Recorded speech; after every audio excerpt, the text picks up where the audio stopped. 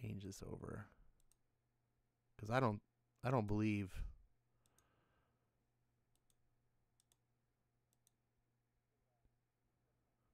This is here talking about Riverdale. I don't know if you watch that show. I don't.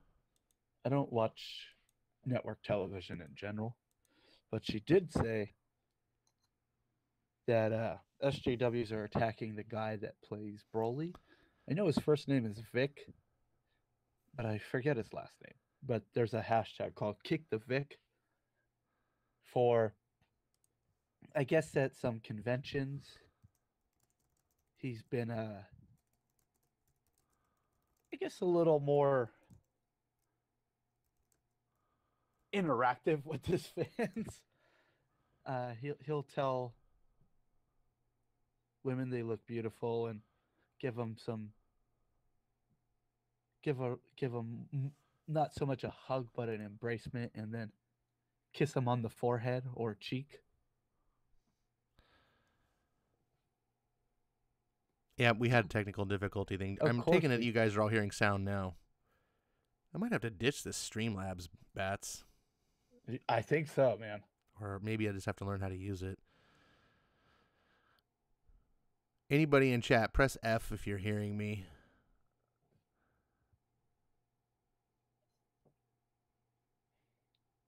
I wonder if we're hearing.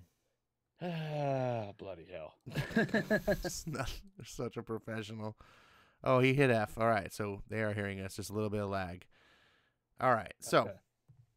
sorry about that. We had about 5 minutes of audio. You guys didn't hear anything until Bat started talking about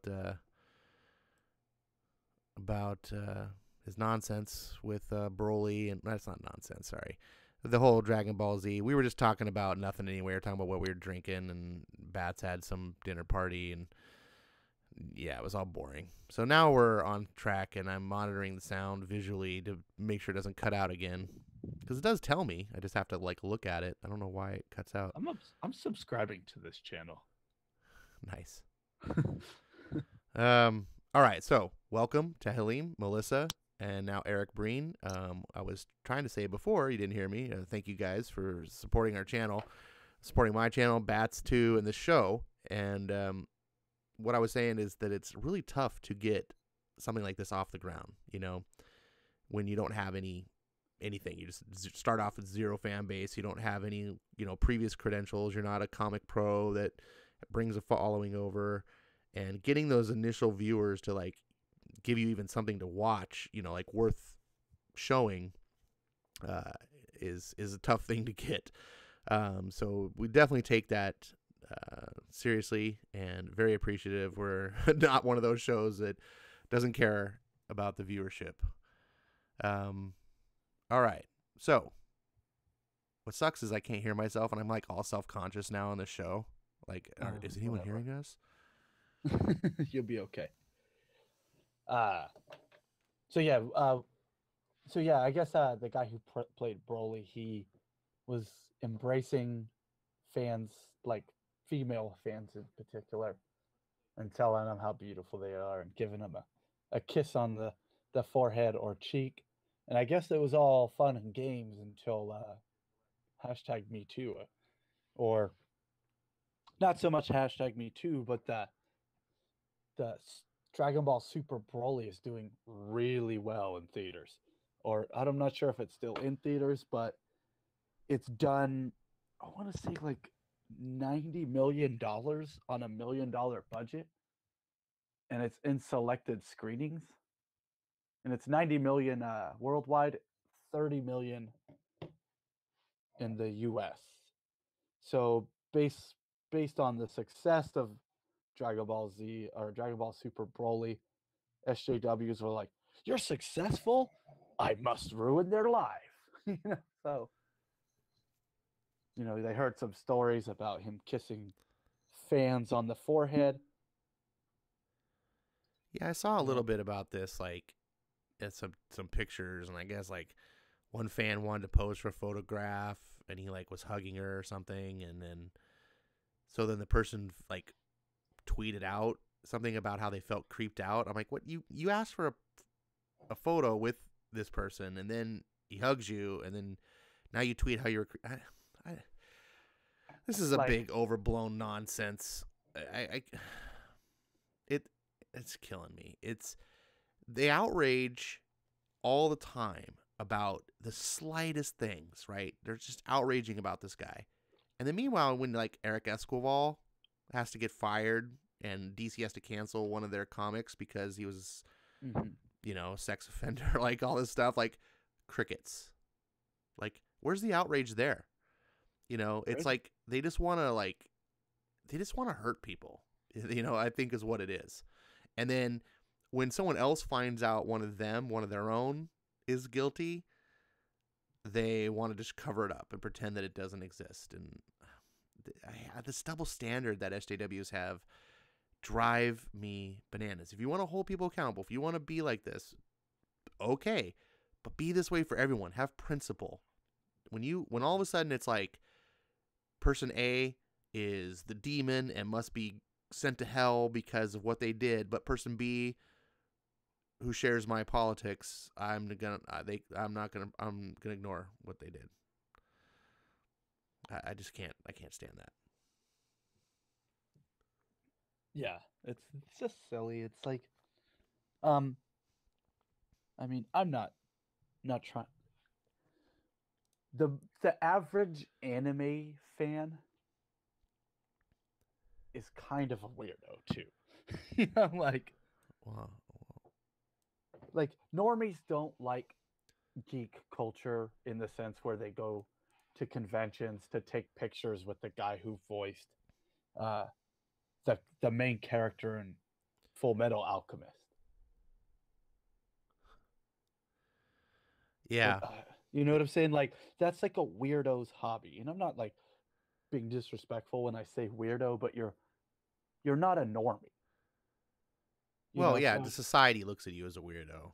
Yeah, society and like, I got autographs and pictures taken with voice actors, and that's just for my own thing. Like, oh yeah, I got to meet Lauren Lester at a convention who played Robin, or Diane Persing who played Poison Ivy, and I took pictures with them and had them sign my stuff, because that's my interest. I'm into that stuff. So like, I feel like the people who, and a lot of people were saying before this like blew up, is that some people are like, oh, I can't believe I can't remember the kid's name, whatever the character's name is.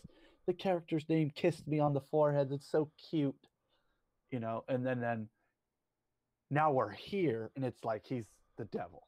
Right. If Diane Persing, who's an old lady, kissed me on the cheek, I wouldn't take any offense to it. I'd be like, oh my god, Poison Ivy just kissed me. That was awesome. Right. Well, most of us normal people, we don't get offended by just about. I mean, if she stuck her hand down your pants, you might just be like, oh, I might be crossing a little too far. Like, yeah. Yeah. It just nowadays it's just it's outrage culture. It's outrage culture. It's call out culture. It's literally just we need to hate people. We must have an enemy. And if we don't have one, we're going to find one. And if we can't find one, we're going to make one. And that's what it is. They must always have an enemy. Have you seen that movie Memento? I have. Good. I was going to have to smack. I was like, man, he's going to say no. Now, I don't want to spoil the ending because in case someone in the audience has not seen the ending or this movie, you need to see it. It's one of the greatest. You're allowed to spoil 20-year-old movies. No, not Memento. Because Memento's not like it was like an A-list movie that everyone should have seen by now. It's a movie that was under a lot of people's radars. Like it's one of those hidden gems. A lot of people don't even know. Me as a Batman fan, when Christopher Nolan was announced as the director, I went and watched all his films, including The Following. Right. Well, good for you. Good for you. So I was a fan of Nolan before the Batman films, starting with Memento. That was the first film I ever saw, and I actually saw that in theaters. Cool. I went to see it on a gut hunch. I was like, huh, I'm going to see this movie. And then I was like, wow. Anyways, if you guys have not seen it, and you need to see it. So, at the end of this movie, Batch, you're going to know what I'm talking about. The main character, he does something. And he, like, to kind of cover up something he knows so that he can go on. Mm-hmm. He's, like, solved the mystery, but he's like, I don't want it to be solved because now I'm not satisfied. And it reminds me so much every time I see SJWs and their desire to cause hate like that. It reminds me of that character of like, you know, you could fix this problem, but you don't actually want the problem fixed. You know, this is the state you want to be in constantly. You're constantly looking to have an enemy to track down. So Melissa says, Ash, you know Sergeant Bats can't stand Nolan's Batman. I like Nolan's films. He's in denial. That aren't Batman. He's just in denial, guys. Just let him have some time. He'll come around eventually. Eric Breen says this is what happens to people who grew up behind a keyboard and not growing up interacting with people in the actual world. Mm-hmm. That's a big part of it too. I think a lot of it, it's kind of our fault. Like, well, I'm Generation X, but yeah, my generation's fault in raising all these kids where it's like, you know, you're not allowed to spank your kids and no one can get in trouble and you got to have participation trophies and all this stuff. So now those kids are having kids and it's just super entitlement culture and no one knows how to interact and everyone's learned how to weaponize being offended. When I was in high school, they implicated the no tolerance rule where if you got in a fight, you're expelled. And I remember pretty much all through elementary and middle school, I was in fights constantly. Like the schoolyard fight was totally normal, not just with, me, but just kids in general. And then came high school, they were like, no tolerance, one fight, you're expelled. And I feel like that has a lot to do with people not having confrontation and just duking it out. People say bad things to each other and they're like, all right, well, I'm going to punch you in the face. And we don't live in that society anymore. Well, it's not just that. You raise a good point, but it's also the potential of that, right? Mm-hmm. It used to be you had to watch what you said because there might be someone might kick your ass. But mm-hmm. now if you grow up in a society where it's like you can say whatever you want and no one's allowed to kick your ass, then we just raise a bunch of people that become a bunch of assholes because there's no consequence of what they say. So don't want to harp on that too long. I mean, we've got enough SJW talk. This week's comic book, speaking of ass kicking, by the way, if you guys didn't know, I'm going to fill you guys in, any new viewers. We do a weekly book club with comics where we pick a comic every week and we alternate between me and Bats picking the book and we have to read it. Me and Bats both have to read it, and we give optionally, we ask you read it, but obviously you can't enforce anything. It's up to you for what you want so that you can participate along with us. And this week was Bats' pick, and he picked Bloodshot, Setting the World on Fire, which was the first trade paperback collecting the first 4 comics of the Return of Valiant when they purchased themselves back from Acclaim. This was the relaunch of Valiant. And the week before, last week, we did Exo Manowar, which you picked. I was blown away and actually put that up there with my top favorite comic book stories ever. I love that. So I was like, man, how much is Bloodshot going to be able to stand up to this? So Bats picked this one, and the rule is that it has to be available on ComiXology Unlimited. This way, Bats and I both have ComiXology Unlimited, and we can read the books. It doesn't cost anything to us. It wouldn't cost anything to you if you have a ComiXology Unlimited. In these cases, these books are also discounted to $4.99, so you could purchase them for cheap if you wanted to. So, Bats, do you have anything to say before we get started? I hope you pick another Valiant book this week. I was thinking about that because I was like, no, we can't keep doing I was Valiants. when so both weeks I have I walk from into work, and it takes me about 40 minutes. So I have used both Wednesdays to wait to the very last minute and read them on my way home. So I'm like walking and I'm reading it, and I'm like really into it. So I was thinking today when I was just going through the special features at the end, I was like, it's over. No, Archer and Armstrong. I don't care about this. I want more. I want more Bloodshot. I was like, man, I hope Ash we should just turn this into The Valiant book club. the Valiant book club, because I'm really like, this is giving me an excuse to read outside of my DC and Marvel and Dynamite stuff. Serious. I know what you're saying, and I would tell you I was this close to picking a Valiant book, but I forced myself not to. Okay. So,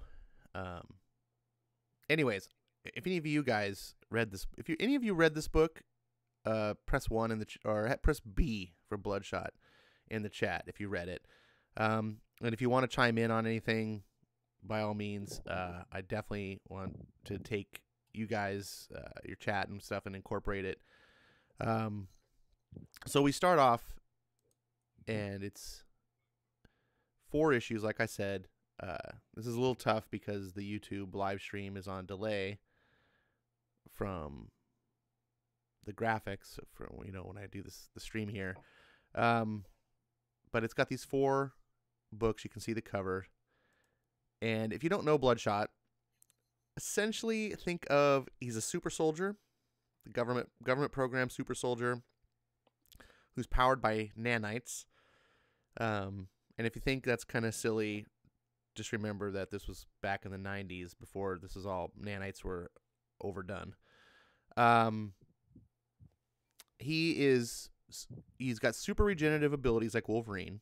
He's got super sensory abilities because the nanites allow him to tap into radio signals, heighten his senses.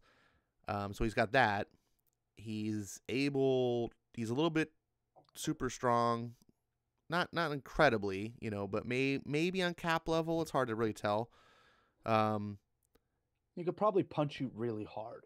Yeah, he's more than like a normal Joe, but he's not like Superman. Like, he could probably throw like a 200-pound man, but he wouldn't be able to lift a car. Yeah, so maybe slightly less than Captain America. But his demeanor and everything, he's like Punisher. He's a gun wielding guy. So he's kind of a cross between if Captain America, Wolverine, and Punisher had a baby. That's kind of the way I think of the character. What about you, Bats? Would you say that's a fair assessment? In this iteration, yes. Okay, that's what we're talking about, is this iteration. So this starts off, and we got a military drill thing going on, and this blonde-headed character that you see in the upper right-hand corner talking to this high brass military guy. That's actually Bloodshot. And he's doing some training missions, or not some training, but he's doing a mission, and they're sending him in to go rescue a guy. And his wife is like, don't leave, and he's like lying to her. Don't worry, I'm not going to the field. I'll be back. And he tells his son. And he goes out, and he parachutes out. And the next thing you know, this missile comes and blows him up. And you're like, what? And he falls dead. He's blasted. You can see pretty graphically here. And then the enemy, which appear to be some Afghanistan Taliban type guys, go and get the body and bring it back to base. Because apparently they know there's something special about this guy. So they bring him back, to which he heals. And apparently this is all sort of a plan to sneak him into the base. He got shot down by his own guys so that he would be in this state so that he could get in the base and infiltrate. And so he regenerates because of his superpowers, and he breaks in, and then they do this really cool voiceover, like radio voiceover of the command telling him where to go and what to do for his mission. So we see Bloodshot going around, and he's got to find the guy, and he gets to his position, and he opens up the vault, and there's a little boy. And he says, "Hi, Daddy, we've been waiting for you." And this is where he's just like, what? It's his son, and it's a hologram or something, and it's a trap, and they kill him. And it's this, he wakes up, and it's the scientist guy who basically is like some sort of resistance person against the government, knows what the government's doing. And I love this page. I don't know if you clicked past it or not, but where he's got all the wires in his head, and his circle on his chest is flaring up. yeah. I really like that page with all the panels.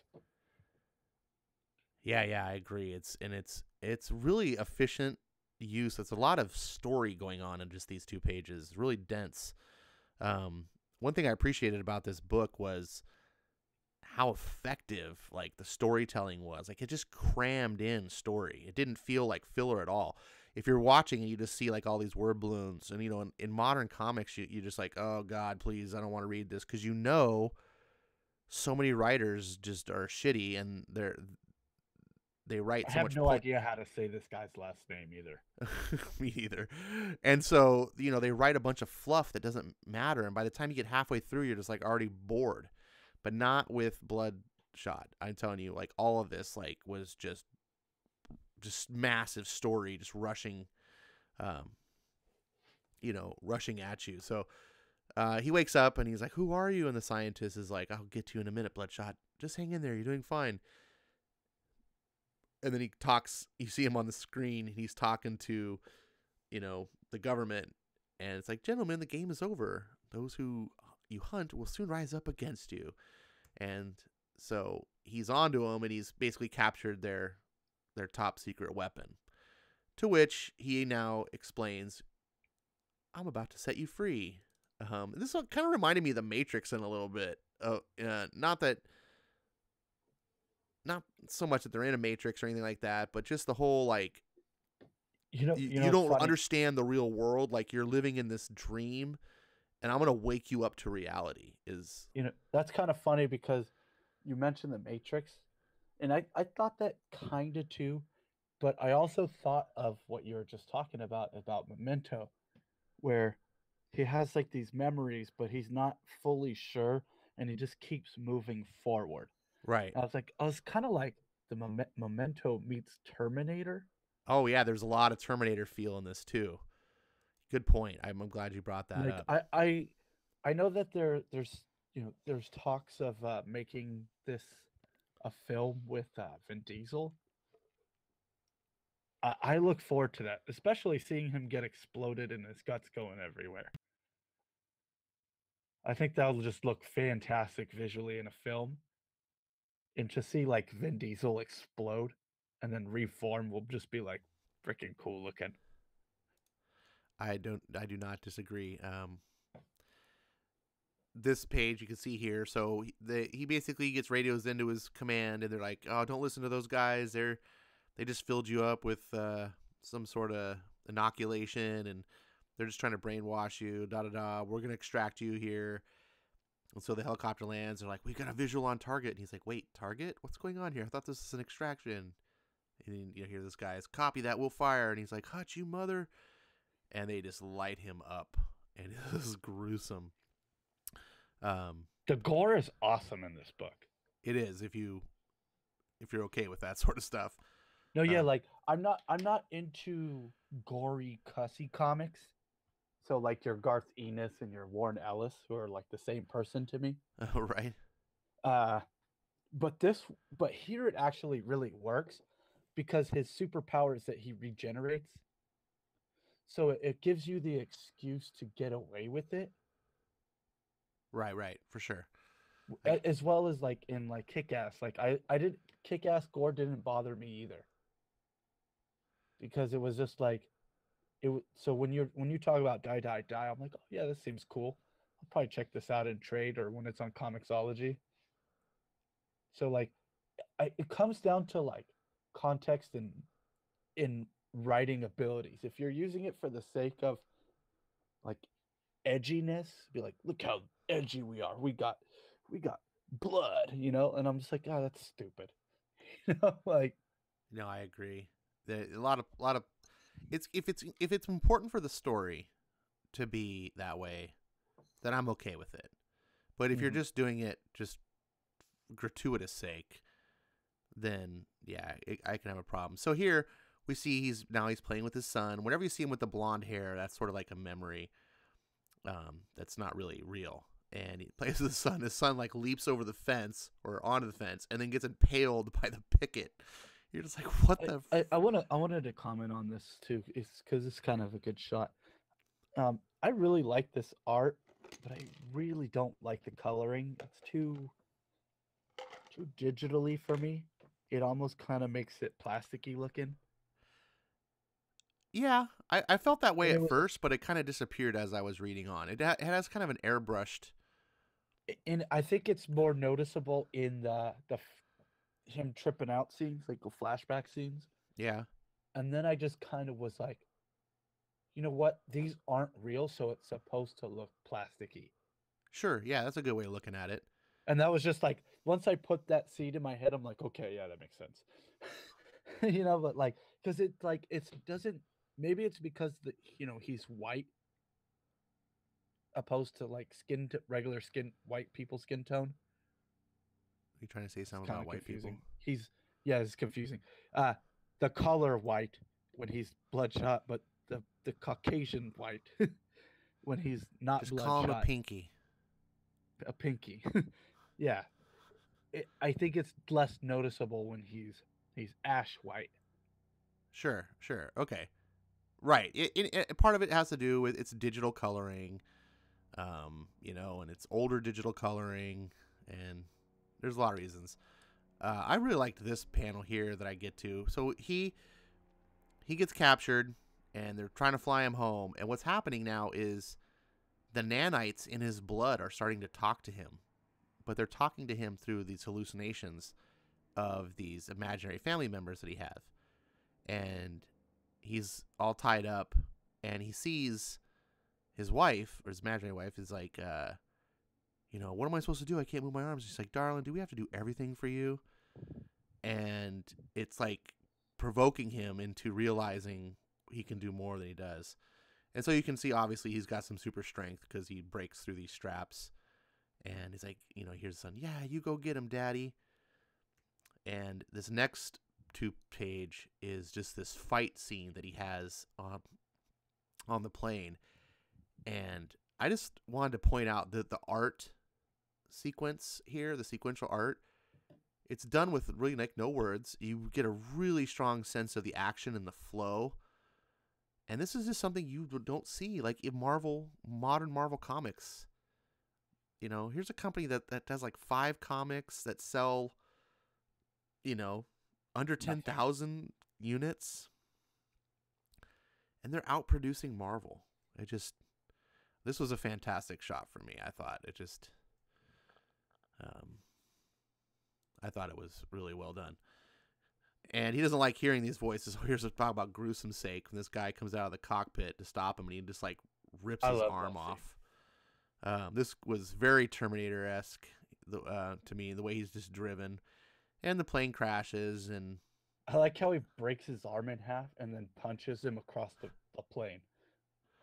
It's like you broke his arm off. Wasn't enough. You needed to punch him as well.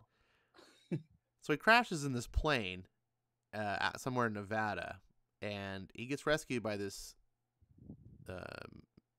EMT team, and he's just lying there with like shards of metal sticking out of him, and he's dying. And it's like why he's dying is because these nanites in his body, they're machines. They have to be powered, which I thought was really cool. Bats, like I was like, oh, they're not just doing like magical nanites that are forever. Like they only have so much juice, so if they run out of juice, they can't. I thought that was cool too. They can't recharge them, and their fuel is protein. So they did it, yeah, because I've mentioned before, I've read probably like the first 10 issues of the original Bloodshot, and I really love that comic. So I'm not going to complain about it's not the same because I'm over that.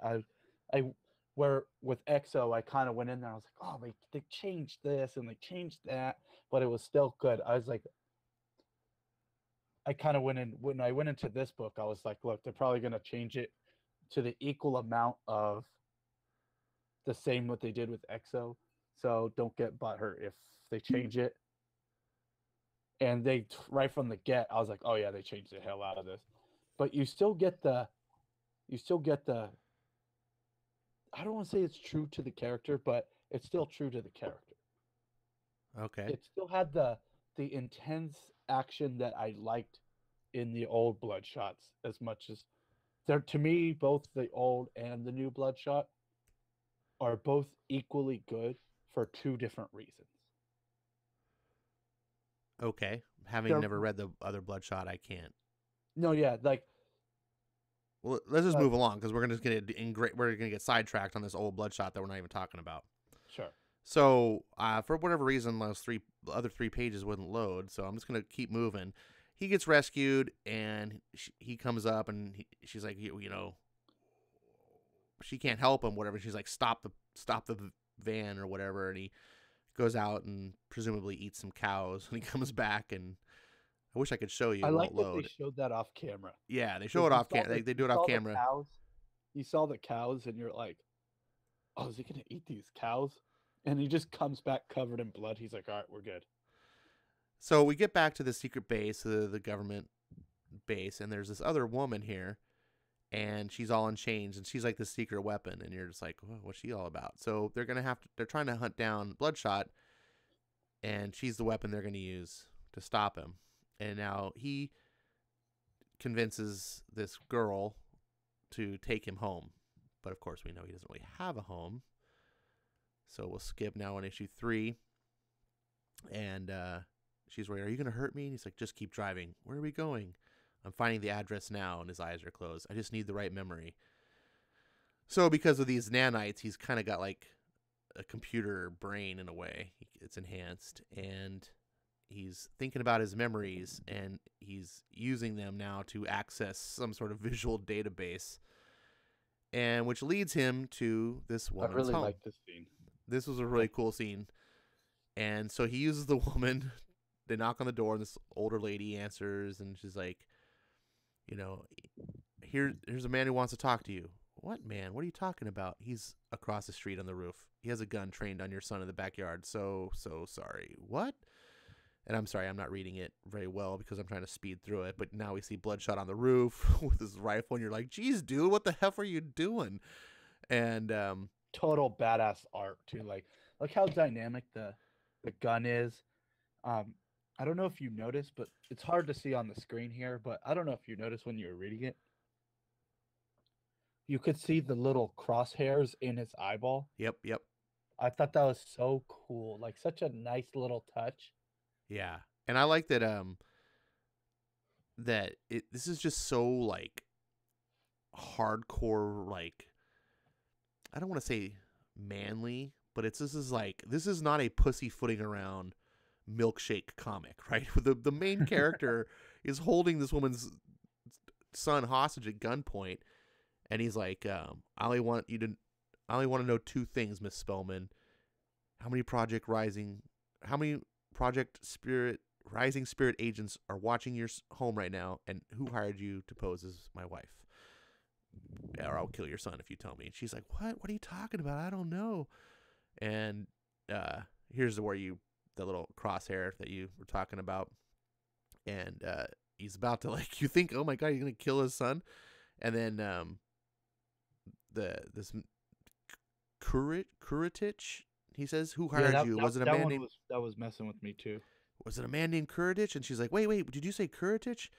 And so it's like, oh man, luckily you recognize something because Bloodshot was just about to kill your son. So like, this guy's like not a good guy, but Valiant does this in a very creative way to where Bloodshot right now, this is not a person with morality or anything. This is literally just a killing machine. He's only operating off of like programming. So we don't have to look at the character as like a bad guy or a good guy at this point because he's just programmed. like you were talking about before, the Terminator. Mm-hmm. So we cut to Nevada, and we've got that resistant scientist guy, and they find this hole in the ground, and they're talking about, like, back in the nuclear test days and stuff, there was all these secret projects and government spent all this money. Well, one of these things was the Bloodshot program. And it says, unfortunately, it didn't turn out too well for the population of Atlee, Nevada, and so he's making this video, presumably to expose the government. I don't know. The military thought they created the world's best defense system. Instead, they unleashed a destructive force beyond comprehension, one that has the potential to devour all of existence from the microscopic level. What you're about to see will horrify you, as it should. And you see all these dead people in this underground city. And now we cut to this like super rig that's traveling across with this kill team and this girl. And they're hunting down Bloodshot. And This scene actually confused me. Is it like the big hole in the ground? yeah. Is that a subplot that they're gonna come back to? Perhaps. I just thought it was one of the places that they developed Bloodshot and let him run around, and he ended up killing everyone. And then he escaped. That was kind of how I interpreted it. Okay. So he's now interacting with his family, and he's trying to piece together his past and who he is and everything. Meanwhile, the government's on the run, and the pacing is really nice here, where it cuts back and forth. And you find out through all this talk that this girl has superpowers. Her powers are she's basically a living EMP, and so they're going to use her power to fire off this EMP, which will kill or shut down all the nanites in Bloodshot's body, which will make him just as mortal as any of us, right?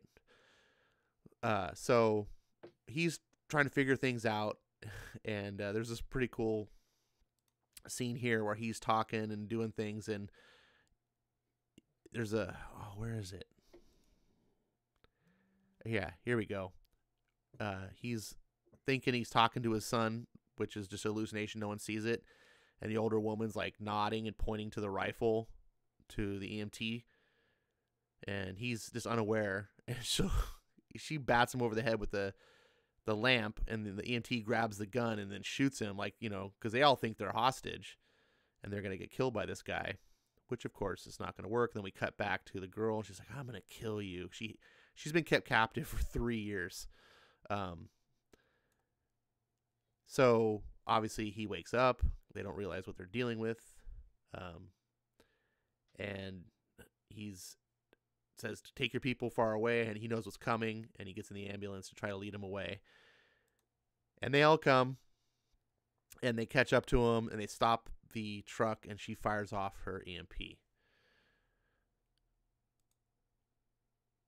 And he's driving, and then you see it catch up to him, and it's like, oh, and he crashes. And he's like, excellent work, Pulse. I will kill you. And they get this confrontation where he's laying down, trapped underneath the wreckage. And just like in true comic book form, the guy's got to like talk to him, and ends up shooting him in the head. It's to be continued. But fortunately, this is a trade paperback. So we get this. Now, this really, I don't know if this threw you off like it threw me off, Bats. So I get to this page, and I'm like, what's going on here? I'm like reading this computer thing. Faith Herbert. Wait, Faith is in this comic?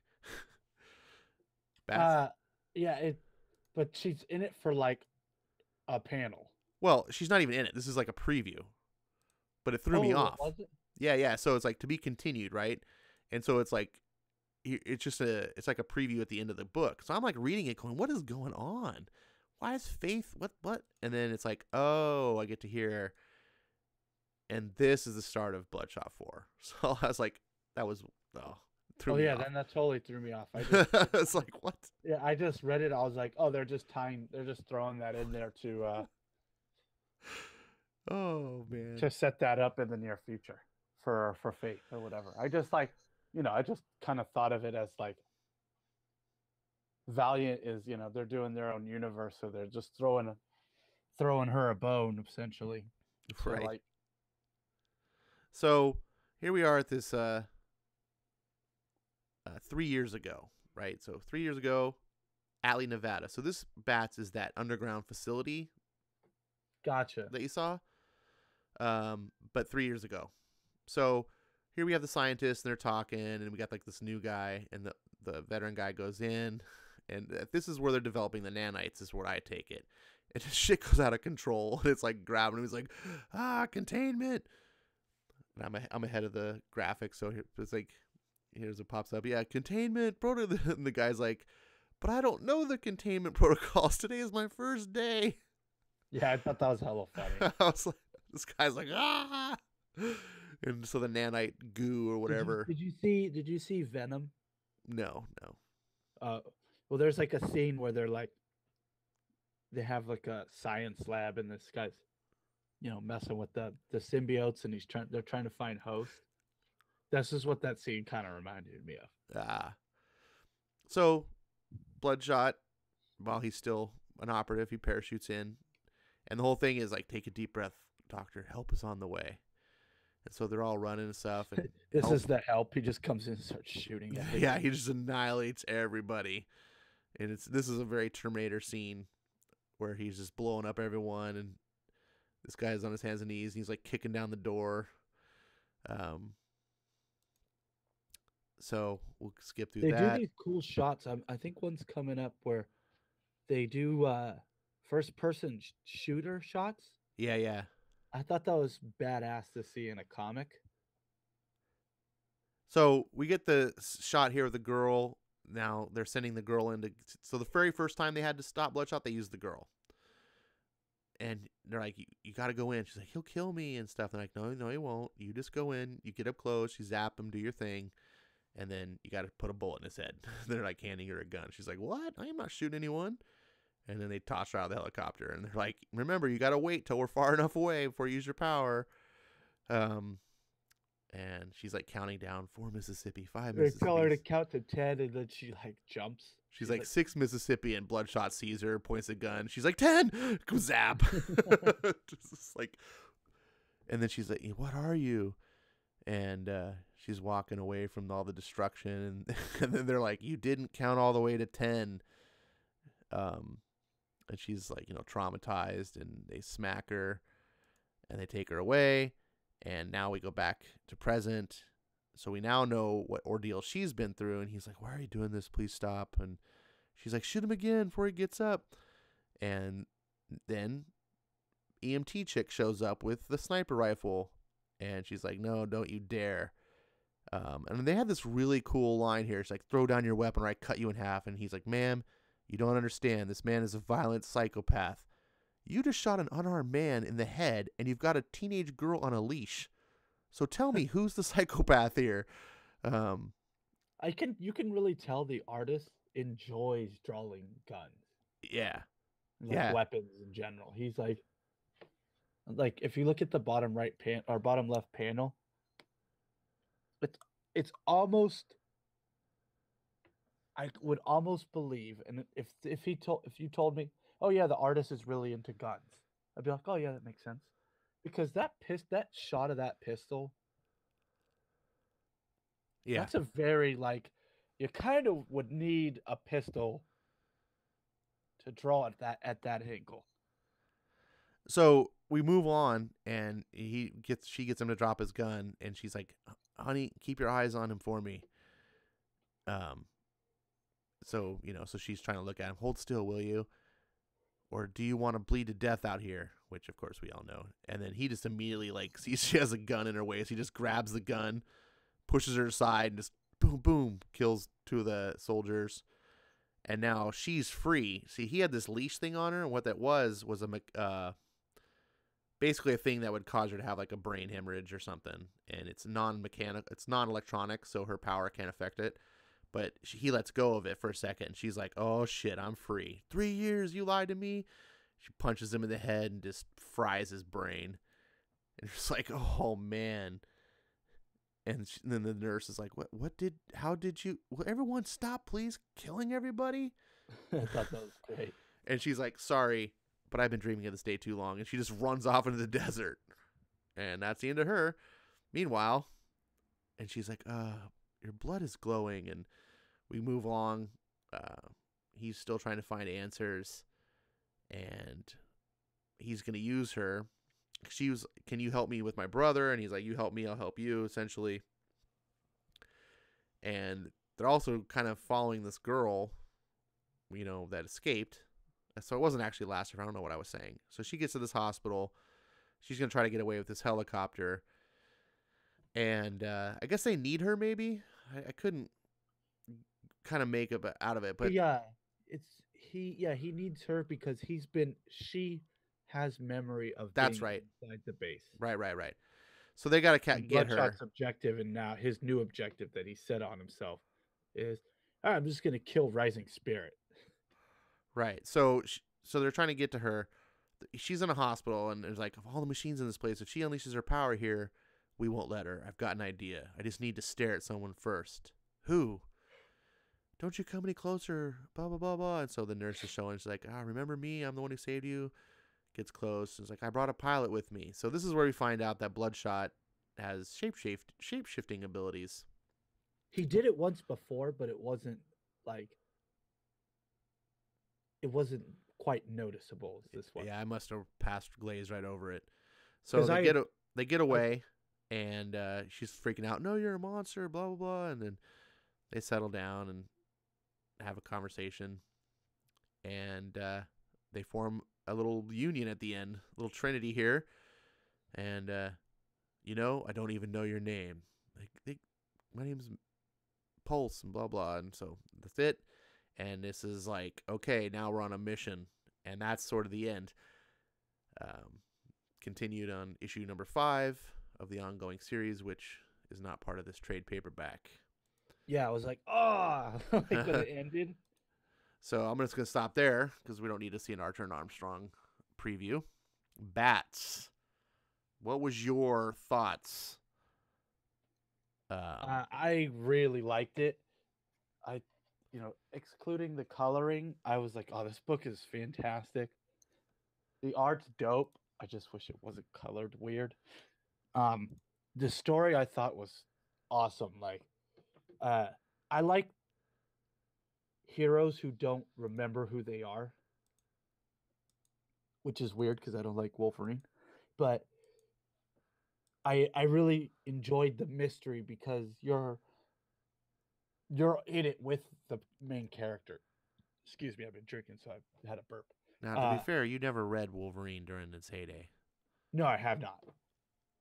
You read Ruined Wolverine. Sure. Go ahead. So I really like where you like resistance stories. I like kind of getting thrown into a mystery with a character. Yeah. Because you're intrigued and you're like, oh, what's gonna happen next? Who's screwing who over? And so I like that. I like kind of espionage stories too, where everyone's screwing each other. I really enjoyed this book. Not as much as Exo, but yeah, same. I was kind of like, Exo was almost perfect, where this one's just really good. I was thinking about it for a minute. I was like, why do I like Exo more? And I think one of the things that I liked Exo more was that it was contained. That single trade paperback feels like a beginning, middle, and an end.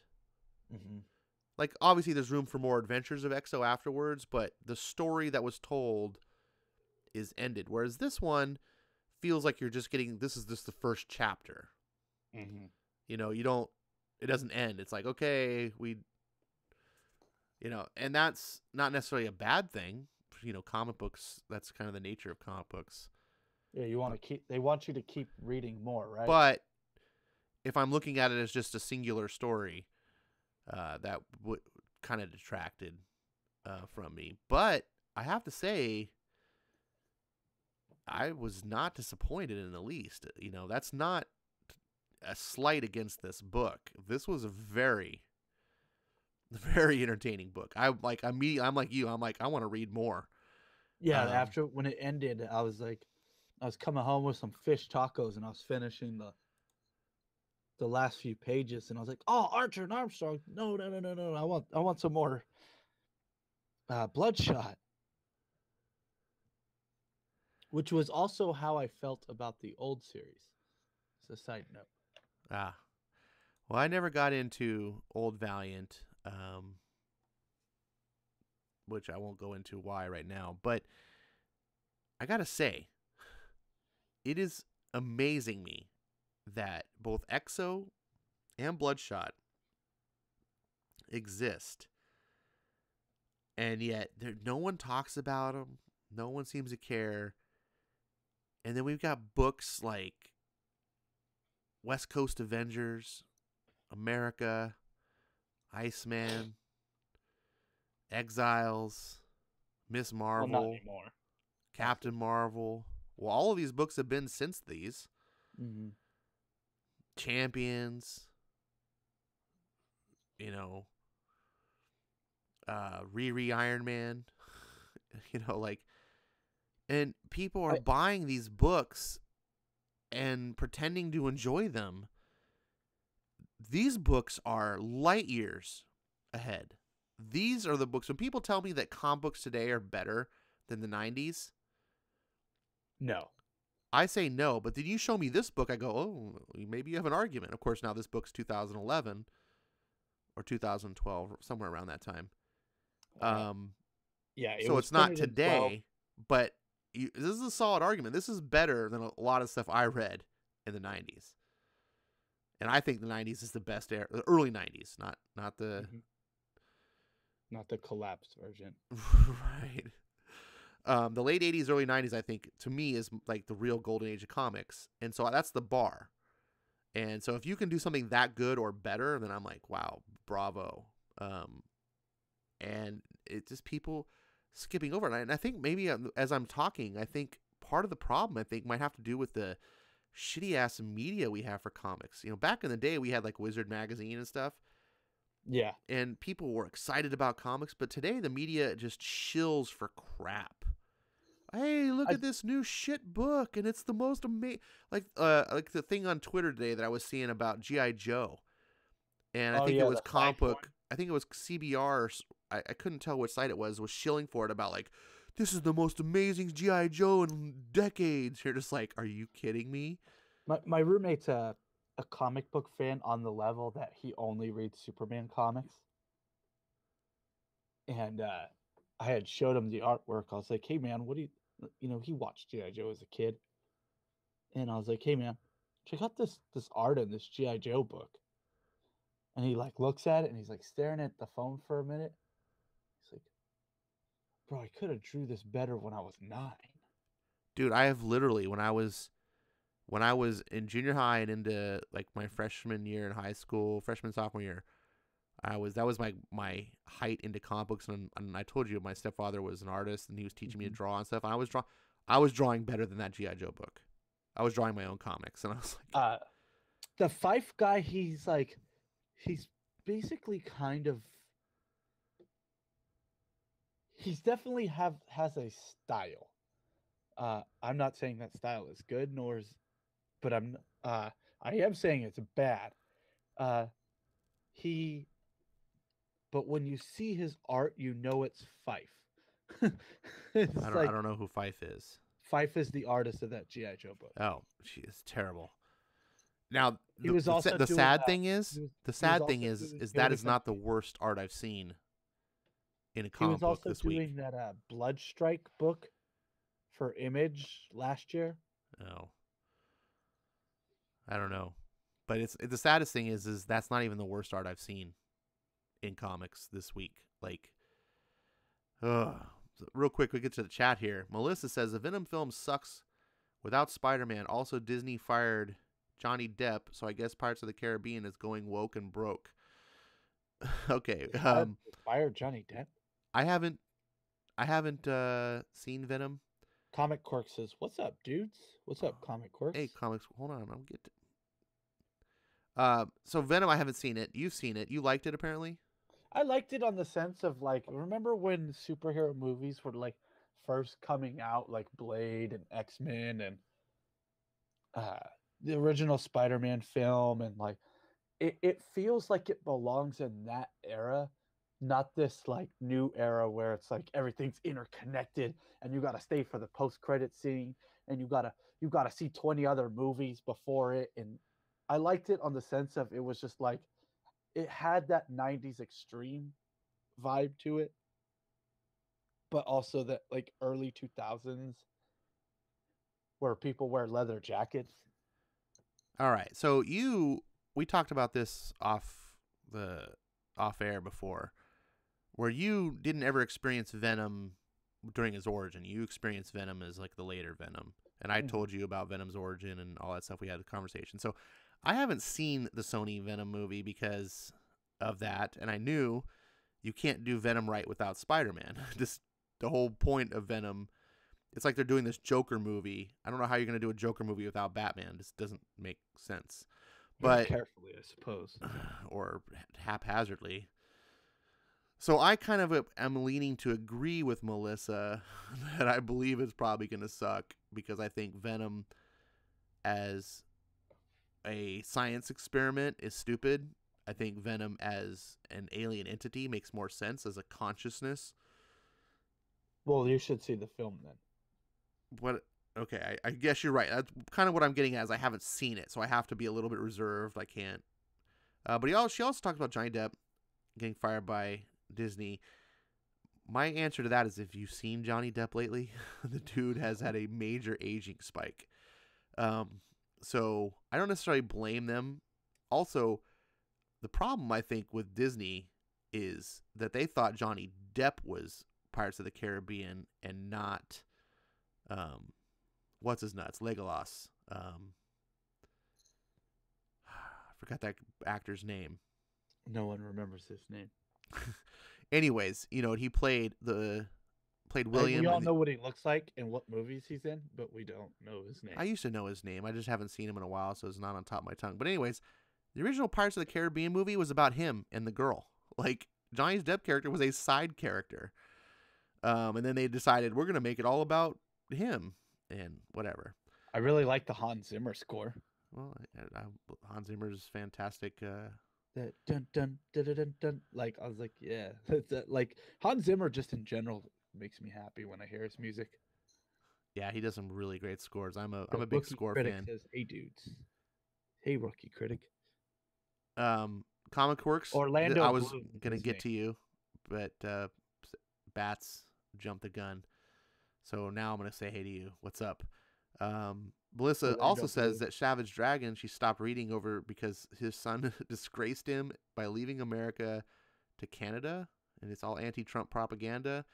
After listening to Eric Larson on Twitter all the time, I have no doubts about that. Yeah. Comics Cork Uh, says, do you guys hear about Zack Snyder had planned for the 3 Justice League movies? I'm sure he had quite a bit planned. yeah, I have a friend who him and I are huge Zack Snyder fans. Like he's the only person I can like talk to about how much we like Zack Snyder. And this one, I'm kind of overhearing Kevin Smith talk about things that he's not involved in. And two, it just bugs me that how much Warner Brothers is in everyone's business when it comes to the DC cinematic universe. It's like let the artist be an artist. Well, it's easy to say that, but when you're throwing hundreds of millions of dollars at them and your movies are failing, you have to. Well, it's failing because they're so up their noses about Well, everything. perhaps. Unfortunately, we can't tell the answer to that for sure because we haven't seen a movie where they didn't have their noses in it. Mm-hmm. Real quick, Rookie Critic has stopped by, and I want to thank him. He says, "Hey dudes, just dropping in for a few. Got my first 2 comics ever today. Oh, Exciting, badass. Rookie. Darth Maul, Son of Dathomir, and X-23 2019. Which should I read first?"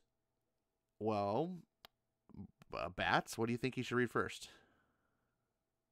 I think you should go pick up Chuck Dixon Batman. He's asking the ones he bought. He's bought 2 comics. I think you should go buy a third comic, and it should be Chuck Dixon Batman. I don't read anything from Marvel except for Venom and Spider-Man. I would So read the Darth Maul Son of I would Dathomir. say Star Wars because I like Star Wars. I don't. I don't like Wolverine, let alone like the legacy character of Wolverine. You don't know Wolverine. I don't. So, yeah, Darth Maul would be the one I'd pick. I don't know anything about it. Hopefully, I'd cross your fingers and hope it's good. I despise X-23. I despised her when they created her, and I think she's now worse than ever, in my personal opinion. Yeah, Comic Quirk says he should read Bendis Superman. No, he definitely should not. Next week, he's having a comic-themed stream on Wednesday with Nerd Wonder because he wants to move in our territory. What do you think about that, Bats? That seems pretty hostile. Can I join you guys? Oh! He came here just to plug his show. He came here to frickin' snipe my co-host. Oh, man. Well, Rookie Critic, I guess good luck with your show. Hopefully you don't take all of our viewers. Yeah? Yeah. It It should be interesting with a guy who just bought his first 2 comics with someone who's really deep into the scene, into the subculture that is comics. So Yeah, it ought to be interesting. I wish I was big enough to get Nerd Wonder to be on my stream. Is Rookie Critic that big? I guess. He's got Nerd Wonders. All I get is you. Just ask. He says, earlier than your show, so we won't cross the streams. Right on, brother. Well, maybe that'll give me a chance to look at it. Unfortunately, Bats and I are usually preparing before the show. I had an opportunity, Bats, to be on Ethan Van Sciver's stream tonight, and I had to turn it down for you, just so you know. You should have bailed because my tailbone hurts. I know, but this is important. We're trying to build something here. And, we've got people that are dedicated. Melissa was here, like, right on the money. So, yeah. Appreciate it. Ethan can wait. So, if you don't mind me asking, did he just send you an invite and say, come join us? I'm not gonna go into the details of how all this operates, but anyways, I just wanted to put that out there. Who needs Nerd Wonder when you have Sergeant Bats? Right on, Eric. Right on. Yeah, thanks, Eric. So, what else is going on, man? We went way too long with that review. I really loved it. I'm sorry that none of you guys read this book because you really missed out. And you really missed out the previous week. And we're trying to give you cool stuff to participate in because we think you're comic book fans, I think. Yeah. Rookie Critic is starting to be a comic fan. So, Rookie Critic, we have this thing we do every week on our show. It's our comic book club. We're picking a book. And it's now my turn to pick a book. And which book should I pick for Sergeant Bats? Should I pick something he's read already? Or pick something he hasn't read already? Now I got to figure out where I wrote those down. I mean, everything that I replied to, I don't want to read it again. So keep that in mind. Oh, that's more incentive to make. You don't want to read any of the things I picked? I picked some good stuff, I thought. No, the ones you said, have you read this list? And I read half of it, but I don't have much desire to read it again. What I like about the comic club is I'm getting to read cool new things. Well, that's nice too. But some of these things kind of I want to read. So here's going to be my choice. Here's next week's comic. Hold that thought, Eric Breen. Next week's comic is going to be, are you ready, Bats? I'm ready. Are you ready? I'm picking this one for you because you're a fantasy lover. and it's going to be fantasy, but without chicks in bikinis. So you're going to have to tough it up. Oh, goodness gracious. I Better be know. mouse guard. No, there's no mice for you to drool over. It's going to have humans. Darn it. I've never read it myself, so I can't even vouch for it. It could be a total shit show. Right? It's going to be Birthright, Volume 1. Who's the writer of that? It doesn't matter. You have to read it. Oh. Goodness gracious. So I'll get that up on the screen here in a moment. Birthright. At least it's not Superman Birthright by freaking Mark Waid. Yeah, this is by Image Comics. It's a fantasy book of sorts. Say something. I'm looking it up. I'm looking it up. Good. Sorry. I want to know who the writer is. I'm gonna tell you. You're supposed to talk. I'm sorry. I was really hoping for a Valiant book. Well, I didn't want to do too many Valiant books and overdo the whole thing. So, the book is called Birthright, Volume 1, Homecoming. Last Homecoming I saw was terrible. Let's transition that back. There we go. This is a Skybound book. It is a Skybound book. So for the Rhodes family, losing their son was the most devastating thing that could have occurred, but it couldn't have prepared them for what happened when he returned. Skybound's newest hit turns fantasy into reality in this all-new series from creator of Nailbiter and Ghosted. Pick up this introductory price collection, blah, blah, blah, blah, blah, by Joshua Williamson. Okay. Whatever. He's the writer of The Flash, and that's freaking fantastic. See, I pick good shit, dude. So Birthright has been on my radar for a while, and now it's on ComiXology Unlimited, or you can buy it for $5. It's the first trade paperback, and you can see the cover, and I'm showing you some of the artwork. It looks like it's got good art. It looks like it's going to be a good read, and this will give us something, a little bit different to talk about. It's only 126 pages, so readable in one sitting. Or walk. Or one walk. Whatever. So since we're on, we're talking about Birthright, and it's written by someone who has fallen into my radar of this guy's a good writer. I'm more excited about this now, knowing that Joshua Williamson is on it. Melissa says pick Wolverine Ash. That will piss off Sergeant Bats. I might actually pick up, if they ever get the Frank Miller, Chris Claremont Wolverine series, get him to actually read real Wolverine so he can speak with knowledge. I don't like either of those guys. Frank Miller and Chris Claremont. Who are they? Oh my god. I wanted to talk about this. So you read Flash Annual 2, right? I read Flash Annual. I did a review on it. Of course I know. I was plugging your show. Oh. Yes, Bats. In fact, I did a review. You can catch it on my show. So you enjoyed it as well as I did.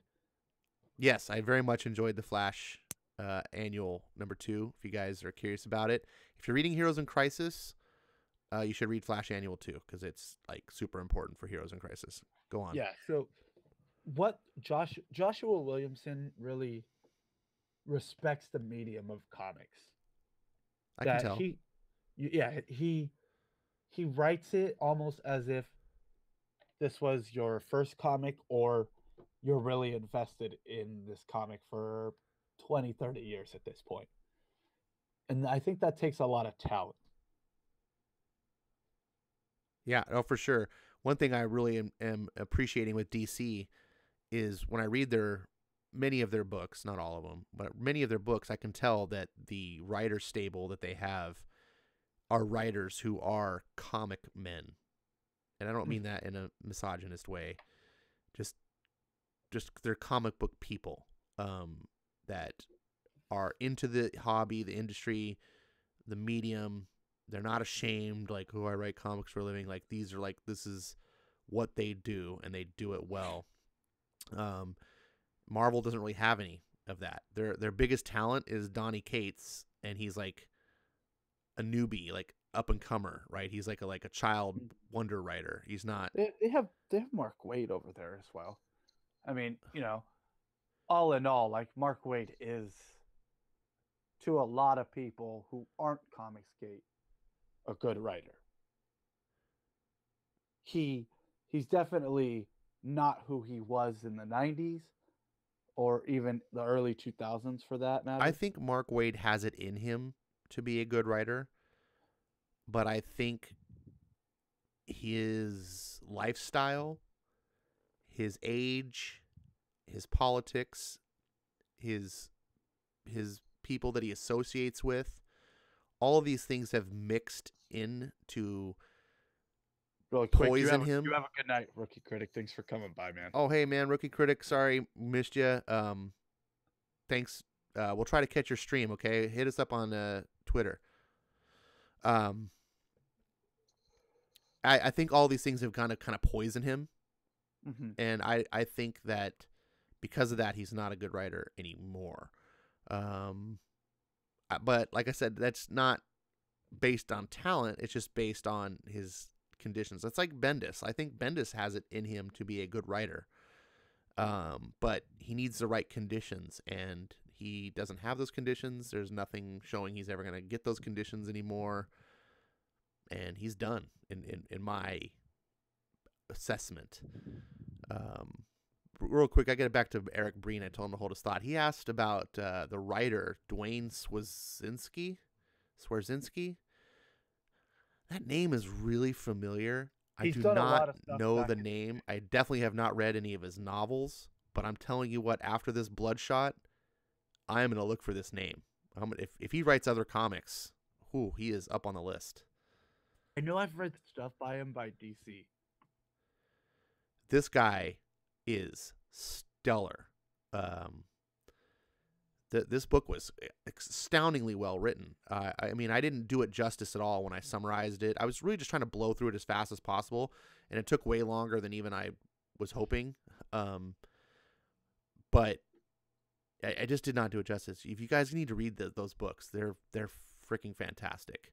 And if you have anything, by the way, Eric, by all means, send recommendations and stuff.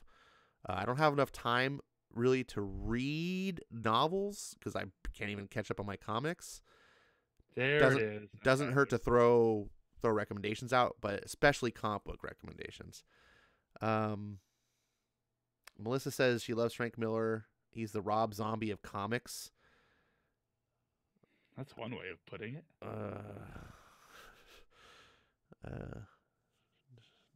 Just nod and smile, bro. I like more human than human.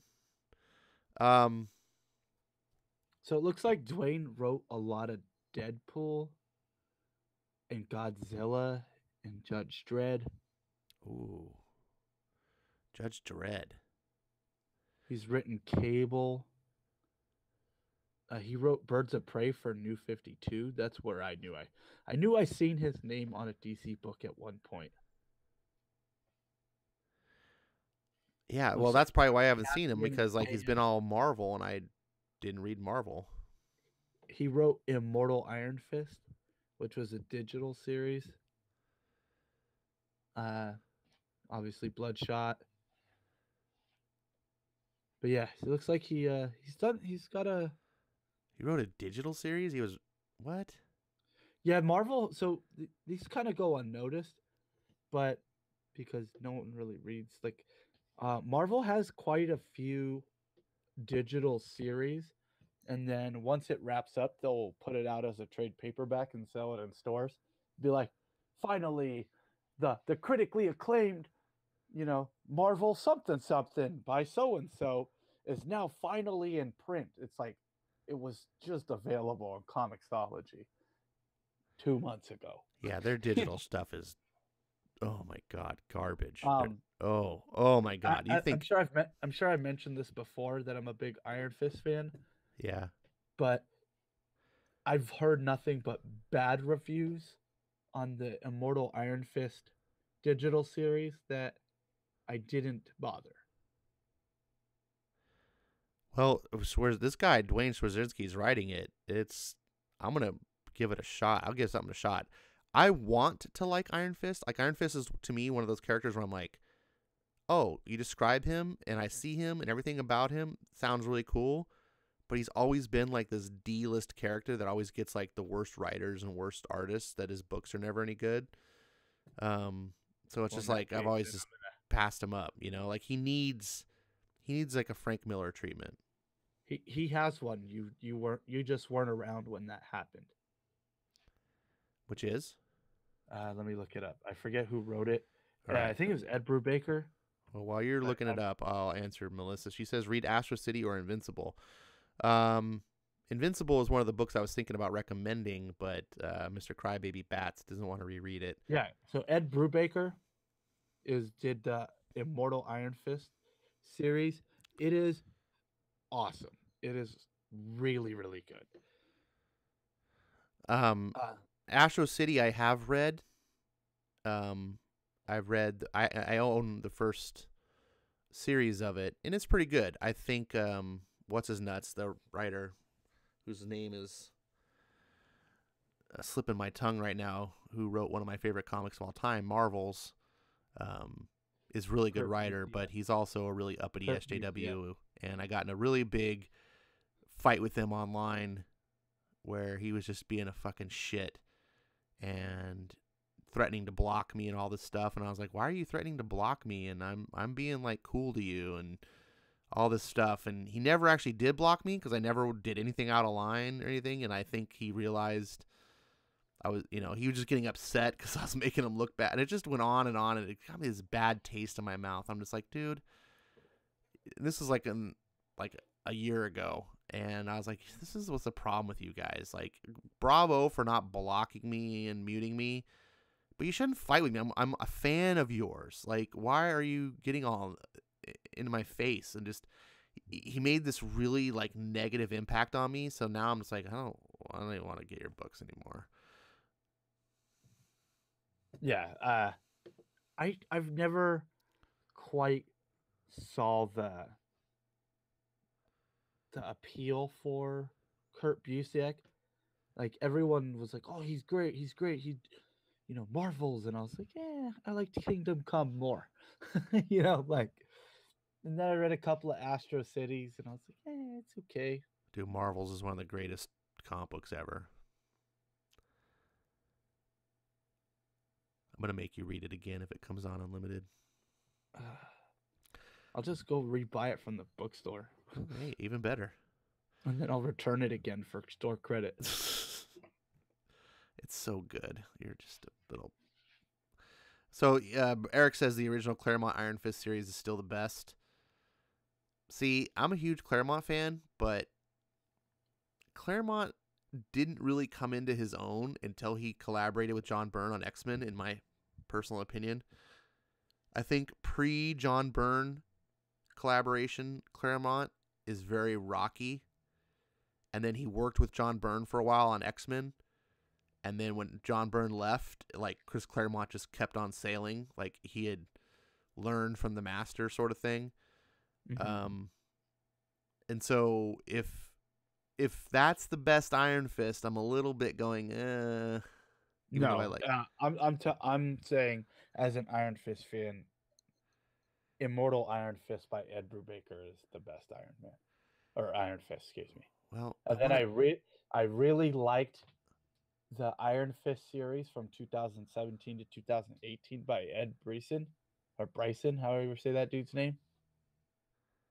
And it went really unnoticed in the age of SJW Marvel, and because people are like, look at freaking Squirrel Girl and how crappy it is, and I'm like, hey, Iron Fist is amazing over here. Like, they're like, look at the cringe, and I was like, but there's good books. There's a good book over here. Look at this one good book. No one's looking at it. No one. Oh my goodness. All right. Well, we wrapped up the reviews. We talked about that. We went a really long time. We got to figure out how to do this a little snappier in the future.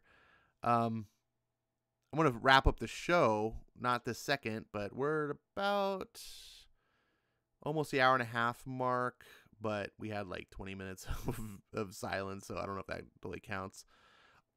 Eric, I will try to look into some of that Claremont Byrne. I didn't know Byrne collaborated with that Iron Fist. I will also. I want to check out Ed Brisson. You Bats off the air. You'll have to recommend some Iron Fist stuff to me because, like I said, it's a character I want to like, but everything I've ever seen just has been You know shitty. how you know how you said it perfectly. It's like he needs that Frank Miller treatment, and so when you kind of take a character who's from the 70s and he's got a goofy green and yellow costume, and he's like, yeah, I punched a dragon and took his heart, and now I have a superpower. It's like, it's pretty bonkers. Dude, it's badass. Right? Yeah, it's pretty bonkers, and I like total bonkers. But did you watch the show at all? What show? Or try to? The Iron Fist show? No, the Netflix one? I haven't. So everyone hates it, and I'm not gonna say I'm a fan of it, but I can say that Luke Cage kind of destroyed the Netflix hype for me. Okay. Like I was super into Daredevil, and then Daredevil season 2 was like, oh, badass, and I'm like, all right. Then I saw Jessica Jones, and I was like, I'm gonna watch these all in order of like release. So I watched Jessica Jones, and I'm like, all right, I'm not a big Jessica Jones fan, but this is a good show. Like the villain was really cool, and I was like, all right, cool. And then I got into Luke Cage, and I had heard leading up to it, everyone was like, oh yeah, the Luke Cage show is really cool. And I was like, watched it, and I was like, I could barely finish it. I was like, this is a snooze fest. It is terrible. Like, I don't want to say it's terrible, but first of all, the actor that they got to play Luke Cage visually fits the role, but he's so boring. And then I just barely finished it, and I lost all like momentum at that point. I was like, and even now I was like, oh, Daredevil 3. I almost got back in with Daredevil season 3 because everyone's like, it's the best season yet of all the Marvel stuff. It's the best. And I was like, oh, I'm going to get into this. I'm all excited. And then we're canceling it. And then my momentum went. I didn't even bother with season 3. I made like a vow that I was just like, I'm done with comic book TV shows because I could just read comics. Well, that's true. But Daredevil, did you see Daredevil 1 and 2? I did. Okay. So season 2 was pretty cool. No, I enjoyed it, but like after Flash season 3, I was like, I'm done watching superhero shows. But you watched the cartoons. But so here's the thing. When it comes to my television watching, I normally watch things right before I go to bed. So I kind of use it like, you know how some people have like the Well, watch Iron Fist then. That'll really be good to watch before bed. Or not Iron Fist, you know Luke Cage. So you know how like people like, oh, I can't sleep with the fan on, without the fan on? Well, I'm kind of the same way with the television. So like I need to like just watch mindless entertainment to like turn my brain off so I can just like fall asleep. If I just like sit in the darkness, then I just sit in the darkness for hours. So I watch cartoons before I go to bed to like fall asleep. So right. me watching superhero TV shows is me actively spending an hour a day, especially with the CW shows, an hour a day to keep up with television. And that just puts me behind on comics. And I spend $4 for 15 minutes on comics. So I'm going to get my comics in. Okay. Comics Works says Mark Waid's Doctor Strange was fantastic. Okay. Uh, Comics Quirks. I love you, buddy. You're a good guy. Why do you keep gravitating towards these creators? These certain creators. We he need to also we need says to we need to like expose him to other things. What does he need to be exposed to? Chuck Dixon. Okay. But Chuck Um, Dixon's not writing anything right now. yeah. In Comics Quirks, do you have Comixology, man? Let's talk about new comics. Because you're New gonna find a comics? million. Okay. We're gonna Okay, yeah, yeah, people yeah. new A comics. new comic, then I highly, highly recommend. I just did a video on it. Was Scott Lobdell's Red Hood Outlaw. All right. Is he gonna be able to like jump into that and appreciate it as like a non? I will also recommend the Project Superpowers. You can find the first issue for 10 cents. Oh yeah. So go spend the 10 cents, tell me what you think, and then that's something I recommend. Because I don't like to tell people like, dude, the people you like suck. Like I don't like to No, do no. that. Like people like what they like. So I think like a better thing is to be like, oh, it's cool you like that. Here, try these other guys out too, see what you think. And then if they like them a lot better, then maybe they'll be like, oh, hopefully that's the idea, right? Is you like, Yeah. oh, cool, you like this guy? Here, like this other guy. He's even better. Um, I mean, I will point out that Comics Quirk's avatar is Jane Foster Thor. dude, he loves Aaron on Thor. He loves Okay. Aaron. What's his name? Jason Aaron's Thor. So Eric Breen says, read Gabby Rivera's America. that'll make you quit Marvel for good. You might Oh like my it. god. don't read that Comics Quirks. Do not. In the early days of the channel, I I did a review called America Comes to a Climax. And then originally it was spelt provocatively, Okay. right? And then I was like, no, I'm not trying to go for that. I'm not trying. And so I went and put it, spelt it properly. Speaking of America, didn't you want to talk about something about Captain America? Yeah. So uh, I have. I'm sure everyone heard about it. Tug did a video about it. Doug Ernst did a video about it. But Captain America has essentially denounced America. And that is just the most batshit crazy thing I've ever heard in my life. Captain America has literally said in a comic book, his actual dialogue says, how can I claim to serve my country when I constantly oppose it? How can I carry this shield and fight the government that entrusted me with it? Like, that just.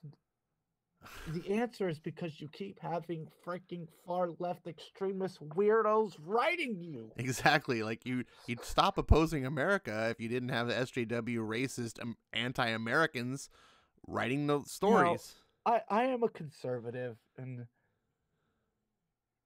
and I feel I know it's obviously I feel I am biased to this, right? But I feel that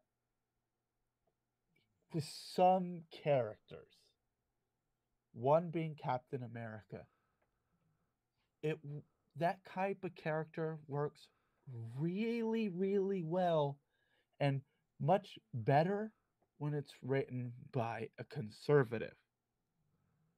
Oh, right, yeah. Because conservatives, even though, they might weird you out sometimes. Even me as a conservative, like, oh, we're here now? Oh, goodness gracious. All right. uh No. Conservatives don't weird. Do I weird you out? no, but there's I'm like one of the hardest conservatives you know. That's not true. I know people who are mad at me for not fighting Antifa with them in Berkeley. I'm like, bro, I But got that like a doesn't full. that I got a doesn't that full. doesn't make them conservative. In fact, No, it's kind of the opposite. Conservatives are very much live and let live type of people. yeah, Real but conservatives. I know Don't those. don't don't mix Republican with conservative, because most Republicans today are actually very left. Okay. They're just not as left as the Democrat Party. So they're Republican. So, but conservatism is the idea that you want more individual freedom Hmm. and less state control. Absolutely. That's conservative. And liberalism is you want more state control Absolutely. or interference or whatever of things and less personal freedom. So ultimately, if you go far ultimate right, you'd have anarchy, because you'd have zero government and 100% personal freedom, and everyone could just do whatever they want. And we'd all And the fucking further kill each left other. you go, you get We'd all stuck. die. That wouldn't work. So we need some level of something. We need No, laws and absolutely. police and Anyway, I'm going on a we're going on a tangent hell yeah, here. we are. It's Captain America. Go ahead. So I feel that conservatives are much more suitable to write Captain America. When I first heard that Ta-Nehisi Coates was getting on Captain America, this is literally what I expected. Um, Subcritics said, "Oh, he was doing okay," and I was like, right from Jump Street, I was super upset with the book. It's the only video I ever deleted because I got so mad at it that I punched the comic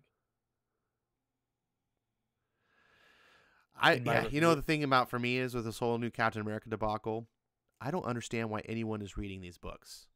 Like, as soon as I heard Ta-Nehisi Coates is getting Captain America, I was like, Well, he's you in might the as well put interview. Reverend Wright writing Captain America. Like, In the interviews, he said he was going to take Captain America back to its roots. I mean, and obviously that's just like buzz whatever. thing to say in comic books. Oh, we're going back to basics. I don't know what. The fact of the matter is, Ta-Nehisi Coates is a racist and he hates America. Mm-hmm. You should not put someone like that on Captain America. End of story. Ta-Nehisi Coates has no business even writing comic books, much less the figurehead of patriotism for Marvel. Like, it's utterly ridiculous. And it kills me when I get online, I see people like, oh, here's the new Captain America. And it's like, why are you even getting this book? Why this book? Everyone should be ignoring this book. It should have sales of 0, so that Marvel understands no one wants to read a racist, America-hating Captain America. Just so I'm with you, Bats. I think you're right on everything you're saying.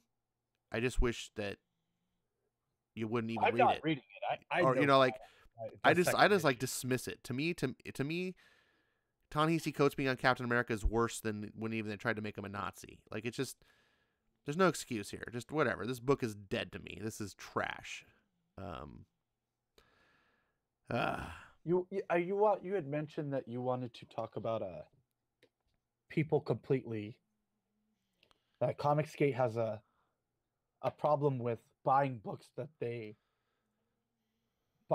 hate buying it, and it's not helping the numbers. well, okay. So, for instance, our boy Zach, right? He's gonna go buy a book because he's gonna roast it, or Yellow Flash or whatever. I don't have a problem with that, right? Because every book they buy, they're promoting negative sales, so it's a net loss, really, and we get some entertainment.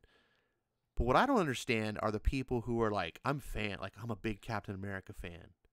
Okay, so I can understand that. Well, Ta-Nehisi Coates is ruining the book. I know, but I gotta keep buying it because I'm a Captain America fan. Yeah, but it's trash. I know, but he's my boy, like Captain America. And I'm like, so if you love Captain America so much, why do you want to see him ruined? How can Yeah, you bear to see the treatment that he's receiving? Yeah, but I always buy Captain America. And it's like, look, you're never going to get good Captain America if you buy the bad Captain America, because Marvel has no reason to look at their books and go, oh, hey, this sells just as well with Ta-Nehisi Coates as it did before. What they need to see is numbers crash and plummet. They need to see Captain America sold 50,000. Then we put Ta-Nehisi Coates on it and it dropped to 8,000. Oops. That's what they need to see. Mm-hmm. But people keep buying these books, and Spider-Man is like the number one thing. People bitched about Dan Slott Spider-Man for what, like a decade, but they kept buying it. It was a half a decade. We were like, okay, bro, you whatever. did your thing.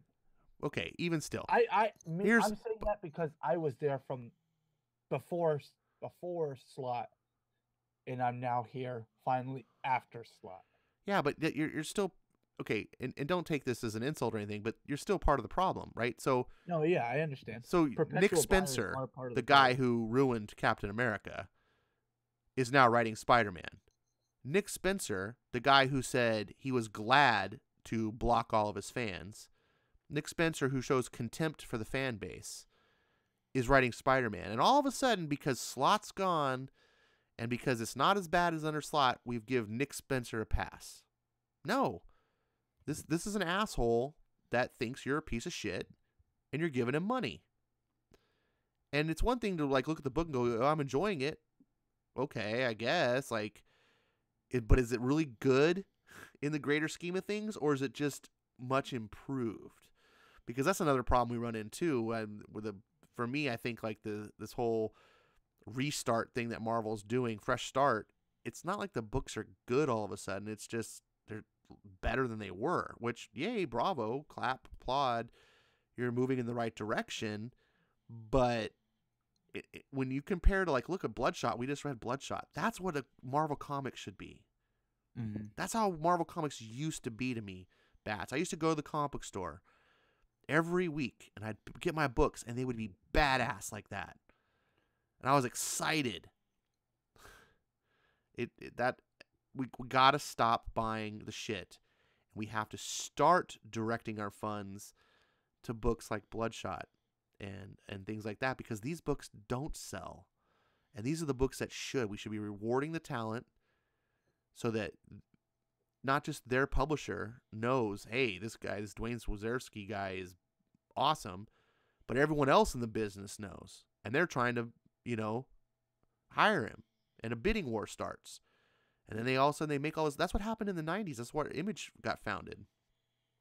Mm-hmm. Because these comic companies didn't want to pay. But before that happened, Marvel was doing a bidding war. They were stealing all of DC's talent. They'd say, who's this hot artist that DC's got?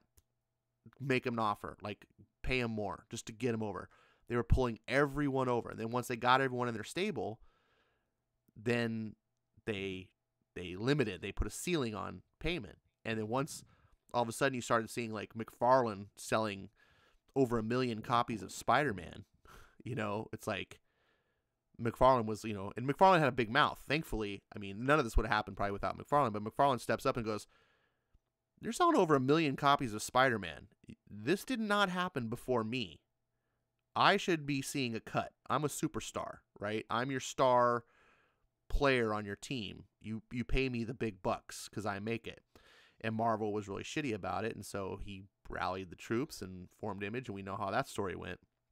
But that's where we want the industry to be, right? We want the industry to be like, oh, dude, we need to like pay some money and acquire that guy. We want the whole Bendis thing that just happened. We want that to be with like the real talent that's gonna sell books. We need to get back to that somehow. I don't know how we totally do it, but that's where I'm at. Speaking of more Marvel disasters, what are you thinking about these cat covers? And you guys in the audience, what do you think about these stupid cat covers? I guess you already know what I think. Yeah, I mean, me and you both were just like retweeting CB and just being like, bro. I don't know if anyone in the chat follows my Twitter, but yeah, I tweeted him. I was like, thanks, CB. That's exactly what we needed. Or I forget what I said. I was like, that's like like best ever news or something. I was all facetious. Yeah. I said so much for cat covers. What the fuck is going on over there, Bats? I don't know. I just I just refreshed Twitter and I saw a Captain Marvel poster. It says, "I say give the fans what they want." Fixed it, and then they just put made Captain Marvel a cat. And I'm not one to stray away from my love for cats, but I don't buy any comics because of cats. No one does. And here's the thing too. I was thinking about this. If comics were doing really well, if Marvel was doing really well, I think back, I was like, oh yeah, let's go back to the 90s. Let's go back to when things were just, everything was fine. Everyone was loving comics.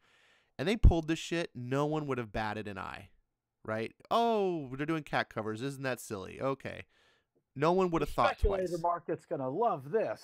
No one would have thought twice. Even if it was a stupid idea, they just laughed at it and moved on. But it's like the milkshake picture, right? By itself, no, there's no problem going out and having milkshakes and having fun. But when you're sucking at your job, right? And you're just making Marvel the worst it's ever been, and then you post a picture of you sucking a bunch of milkshakes, you draw a conclusion. Like you connect the dots, and people go, wait, what the fuck are you go fix Marvel before you start posting pictures of you drinking milkshakes, you dumb, that's what the cat covers get to me right now. It's like, look, make good comics, then make cat covers, right? Until you're making good comics, you don't have to shut up with the cat covers. Shut up with all these alternate gimmicks. Just make good comics, right? This is what the problem. Marvel does not have their priorities straight. Make good comics. Eric Breen says, I honestly don't think Marvel cares about sales right now as long as their messages reach the right people. I think you're probably right, at least with some of the people working there. He says the sad truth is that for most of the best writers, don't sell books. Venditti, Tomasi, Abnett's books don't bring in the numbers. Mm-hmm. Eric, I also agree, but consider this. Venditti's writing Hawkman. Abnett was writing Aquaman, pre-billion-dollar movie Aquaman. Tomasi was stuck on, I don't know what Tomasi was doing. Now he just got on Detective Comics. The numbers are starting to rise. You put your talent on big books. McFarlane, they didn't give McFarlane Luke Cage to draw. Yeah. They were like, oh, McFarlane, Spider-Man. Jim Lee, X-Men. Like you put your talent on the books that sell. Tom King's Batman is the #1 selling comic. Right? And I think that really comes down to the character in the title itself. I don't think it does, Bats, because for a long time, Batman wasn't the best. No, because see, Batman has been in the top 5 spot since 2011, and it hasn't quite left. Even before that, with Grant Morrison, it was still staying in this top 10. Right, but DC's been putting their talent towards it, right? I mean, even like during Tom King is a talent. Dude, he sells the best-selling comic in the industry. No, consistently for years. He happens to be on the best comic. No, dude, if you are not talented, you drive your sales into the ground. You can't sell you don't sell more comics than anybody if you don't have some talent. You just have to face that fact. You may not enjoy those books. They may not be for you. It's the argument I make for the movie Titanic. You can tell me all day long that you hate Titanic, but you tell me that it's a bad movie and you're just wrong. Like, it's not a bad movie. It may not be your movie. You may hate watching it. You may hate reading Tom King's Batman, but he's doing something right. He's selling more comics than anybody. I think twice a month. I think it's an $8 a month train wreck. Well, you're free to have that opinion, but until someone can do it better, because here's the thing. There's another Batman comic out there. It's not like, oh, it's just Batman. If that's the case, then why isn't Detective Comics kicking its ass? Because it's Detective Comics. It's Batman. I bet you if they switched the creators on respective books, they flipped Tom King over to Detective and flipped Tomasi on Batman, Batman would still do those numbers. Well, I believe Batman would do the numbers because, like as Eric Breen says, they're conditioned to buy Batman. Mm-hmm. And Tomasi would come on and be awesome, and they would not be like encouraged to stop. Like my Batman collection versus my Detective collection is significantly a different size, as in boxes. I have boxes of Batman and then one long box of Detective, where I think that's not just me, but almost most Batman fans, because, same with Amazing Spider-Man. Here's the deal, guys. Look, Hold on, let me finish. So, Amazing Spider-Man was doing far better numbers Amazing than the Spider-Man book, always does. right? Versus Spectacular Spider-Man, which was a better book. Right. And For many Marvel same thing- fans, there the is only same one thing Spider-Man applies. book. The same thing applies to that. Superman was doing way better numbers than Action Comics was, and it's just the way that is. I think if you flipped Tomasi over on Batman and say, "Hey, Tom King's Batman is continuing in Detective," no one would bat an eye, and Batman would still be doing the same numbers. Batman sells those numbers, not Tom King. I disagree. You just can't be number one. And if you're number one, you're doing something right. I mean, it's there's over 300 comic books made every month, and when yours is the top dog, it's not just because there's Batman on it. Even Marvel can't do that. Marvel is the number one comic company in the world, and they can't be number one with Amazing Spider-Man because they can't make a good Amazing Spider-Man. But they've shown at one time Amazing Spider-Man was the best-selling comic in the world. Is Tom King getting a boost because of Batman? Oh, for sure. I'm not saying that if you put him on Hawkman, all of a sudden Hawkman would be the number one comic. I'm not saying that at all. But what I am saying is he's still selling the number one book. So he's doing something right. The number one book sold to comic book shops in December of 2018 was Batman Who Laughs #1 by Scott Snyder. Yeah, that's a number one. Okay, then the number 2 book is Batman the Damned.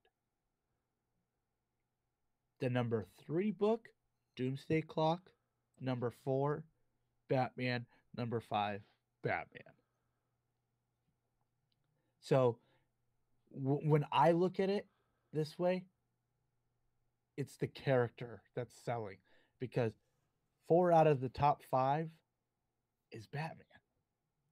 It's the character, and it's a number one. Yes, Batman is popular. I've already acknowledged this. But you know what the best-selling comic of all time, the best comic series ever is X-Men. And Marvel can't sell it for shit. They just relaunched Uncanny X-Men. And if it just sold because of the name, everyone's like, "Oh, Uncanny X-Men's coming back." It's already down to under 50,000 units. Yeah. The number one sold like hockey. Oh, it was the number one. It was the number one. Oh, yay. And now it's done. You still have to have quality. The name is not enough. You can't just say Batman sells because it's Batman.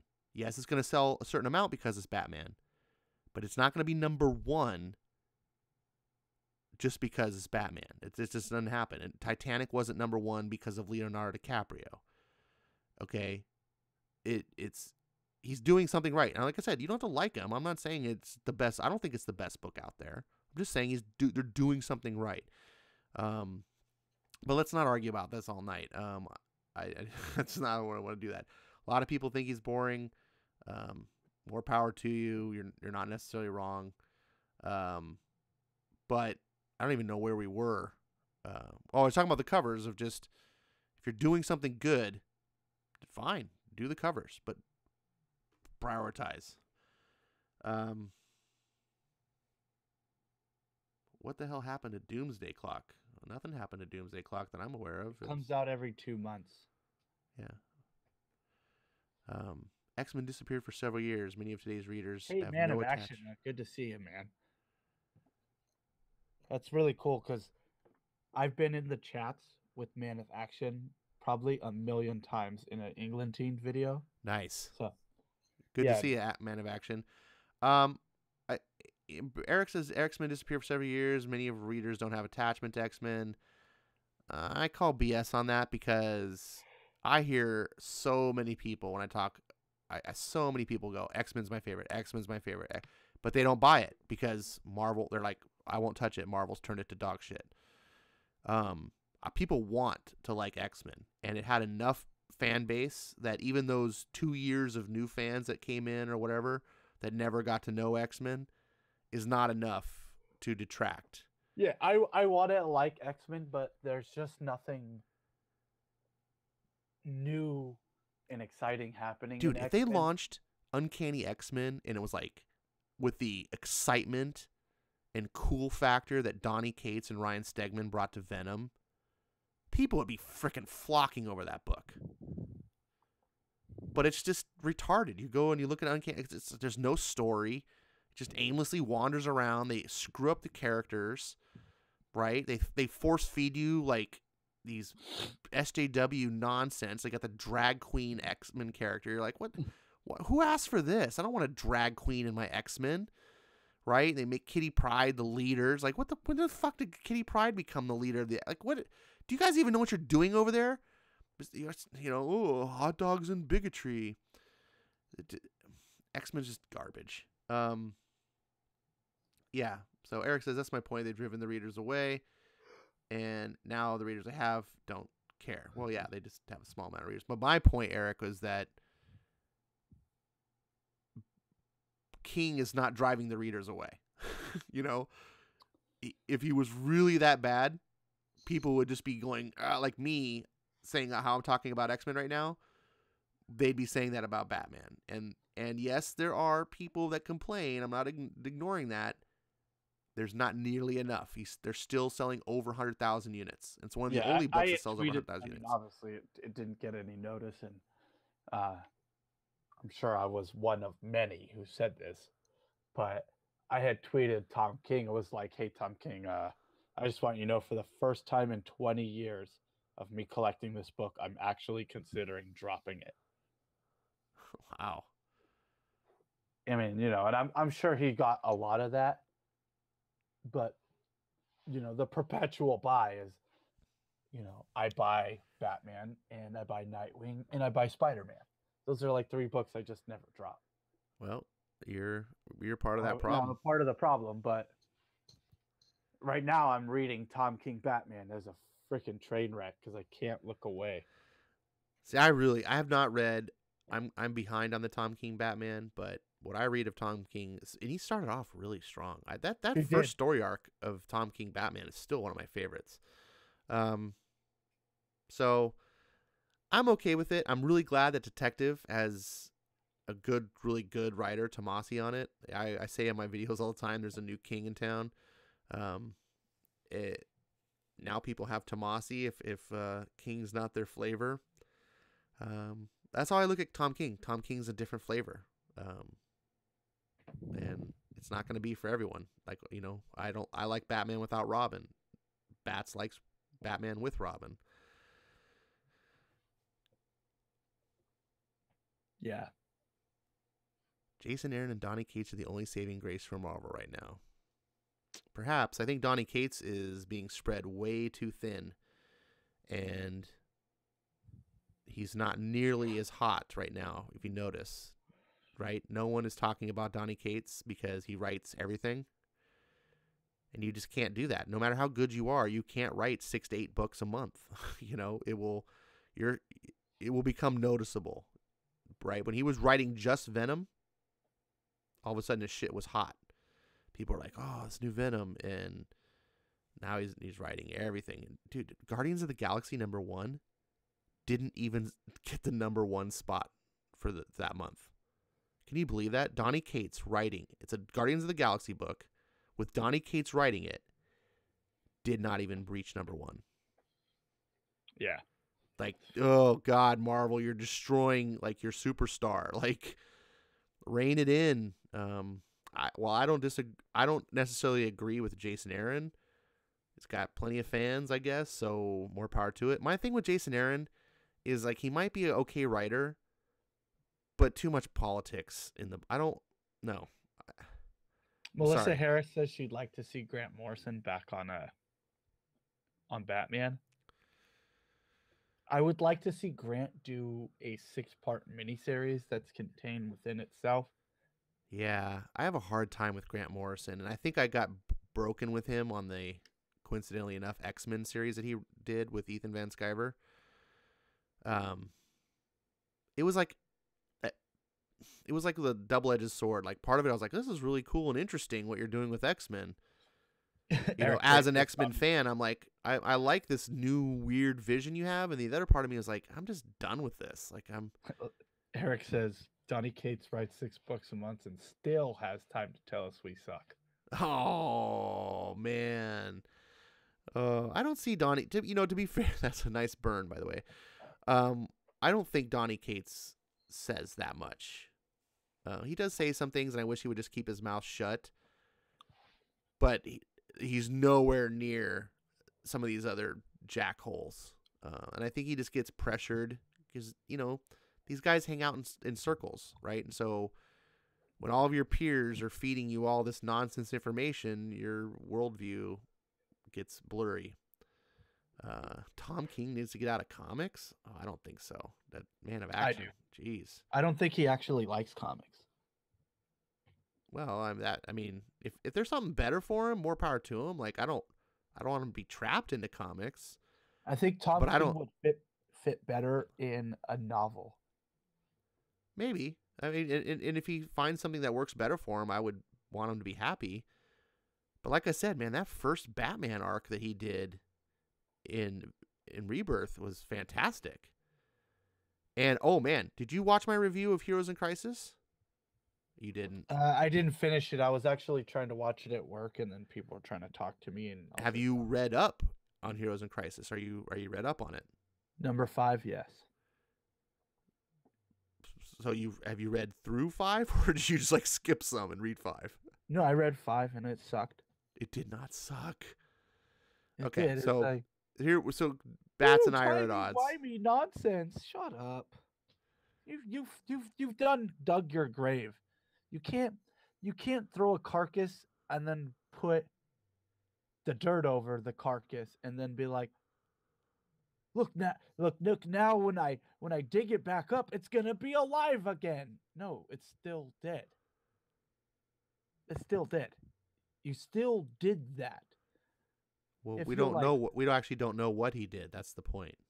I don't care what he did. You done killed the Flash and Roy. He didn't kill Flash. We don't know that he killed Flash. Okay. That's the whole point of issue #5. Spoiler, by the way, guys. Like Heroes in Crisis #5. I'm sorry if you haven't. Heroes in Crisis. I want to finish my thought. Sorry, I apologize. I'm being rude. He did what you called the cardinal rule is you killed characters off camera. He gave the entire DC universe PTSD. Not just one, not just 2, 3, 4 characters PTSD. The entire DC universe of heroes PTSD. And then he killed a bunch of characters off camera to tell us, oh, just kidding. This character's not this character. This body's not this body. And it's 5 days old. Difference. I don't care at this point. I'm just watching this shit show to like at this point where I'm like, there's nothing you can do that's going to be like, oh, that was awesome twist at the end. M. Night Shyamalan. No, it's like, dude, you're a pretentious asshole at this point, where the spin-offs of Heroes in Crisis are better than the actual book. And it's just sad. It's sad that Lee Weeks is, or not Lee Weeks, Clayman is so underused. Even though I don't really care for his art, he would be so good somewhere else. And so uninspired, so stupid. Like there's no real action in any of those books. Well, that is a fair assessment. I will totally acquiesce to that. I mean, And I it is a come to very low superhero action books, series. It's a drama. like Heroes in like Crisis is a drama. I know, but so was Identity Crisis, and they're trying to put it on the level of Identity Crisis. You know Deathstroke, right? The character Deathstroke. Yeah. No one cared about that character until Identity Crisis because he kicked the crap out of the Justice League in that book. There's so many dope action scenes in Identity Crisis. Okay, well, that Bats, let me respond because you said a bunch of things here, and you're not necessarily wrong to not like the book. Like everything's not everyone's cup of tea, but you have to be careful if you're gonna trash something that you're not trashing it simply because it's not your cup of tea. For instance, to say like it's all low action. Yes, that is a fair evaluation of the book. But if you're a person that doesn't require action to enjoy the story, then it's not a fair critique. Now, for you to say the reason I didn't enjoy it is because of that, that's one thing. But to say the book sucks because of it, it's not really accurate. I don't come to superhero comics to not get action. Well, If fair I enough. want, You're like I said, you're not wrong. You don't. I'm not saying you need to like Heroes in Crisis. What I'm saying is, if you're gonna critique it, don't critique it because it doesn't fit your taste. if I wanted no action, I would read like Pedro and Me by Judd Winnick. Okay, so I like the book. Issues 2 through 4 had its downs, and issue 5 is not perfect. You can see in my review. I thought the first half of it was really going off the rails, and then it spun it around and grabbed me. And there were some really good things in the book. Number one thing is that it turns out Flash may not actually be dead. Now, some people might go, well, that's stupid. You already killed him. It's like, well, that's not true. We assumed Flash was dead because characters in the story said he was dead, but we never actually saw it. So this idea of this cardinal rule, which you're right, I have, you should not kill characters off camera, that's a bad thing. However, if it turns out he didn't actually kill the character off camera, then he didn't actually break the rule. And I'm actually very excited because, number one, like the book's not saying Flash is alive. That's not at all what it's not like, oh, we tricked you. It's just laying the groundwork that that's a possibility. And if they go that route and they execute it well, I think they can pull off this story. And so they've re-engaged me. They sunk the hook in again on issue 5 for me. And while I don't think it's the greatest, I'm not trying to say it's the greatest thing since sliced bread. I think it's an okay series, and I'm going to keep buying it because I want to know what's going on. You're right, Clayman is underused. I can't wait to see what they use him in after this. I'm hoping personally with 4 more issues of Heroes in Crisis that there is a good solid ending and it ends well. I am not upset yet. I could very well be if he just drops the bucket and just like it, shits all over the bed by the end. I'll be like, yep, Batch, you're right. That turned into dog shit, right? But if he pulls it out, it's like he pulls it out. DC does not. They should not be throwing the word. Like you keep calling it crisis, and every time I hear you say that in a video, I'm like, oh, that's what it's called. It's called Heroes in Crisis. I know, but it's crisis is a DC trope, and anytime they use that word, it is a big, big story. Okay. This story is pretending it's big. Yeah, but that's kind of your hang up, right? you're choosing to hold on and go, well, all the previous crises were this way, and this crisis isn't that way, so that's bothering me. No, no, it's because even though like okay, so we have the Crisis trilogy, which is Crisis on Infinite Earths, Infinite Crisis, and Final Crisis. Now there's other books such as Crisis on Two Earths. There's also 0 Hour, The Crisis in Time, Identity Crisis, and each of them, all of them are different in their own way. All of them are big moments in DC. Okay. Now they're doing that, but they're not making it like you're not like, oh my god, like nothing about it. It's almost like eating cereal without milk. So if it wasn't called Heroes in Crisis, then it'd be okay. If it was called like Heroes in Upheaval, it should not. It should not be. They should not be, because now next time DC wants to throw the word crisis around. Okay, but so what I'm saying is if it was called Heroes in Upheaval, would it be okay? It should be just called Sanctuary. That's sure. What it let's call it Sanctuary. Then it would be okay. It would be. I wouldn't like it still. I still would be like, this is stupid.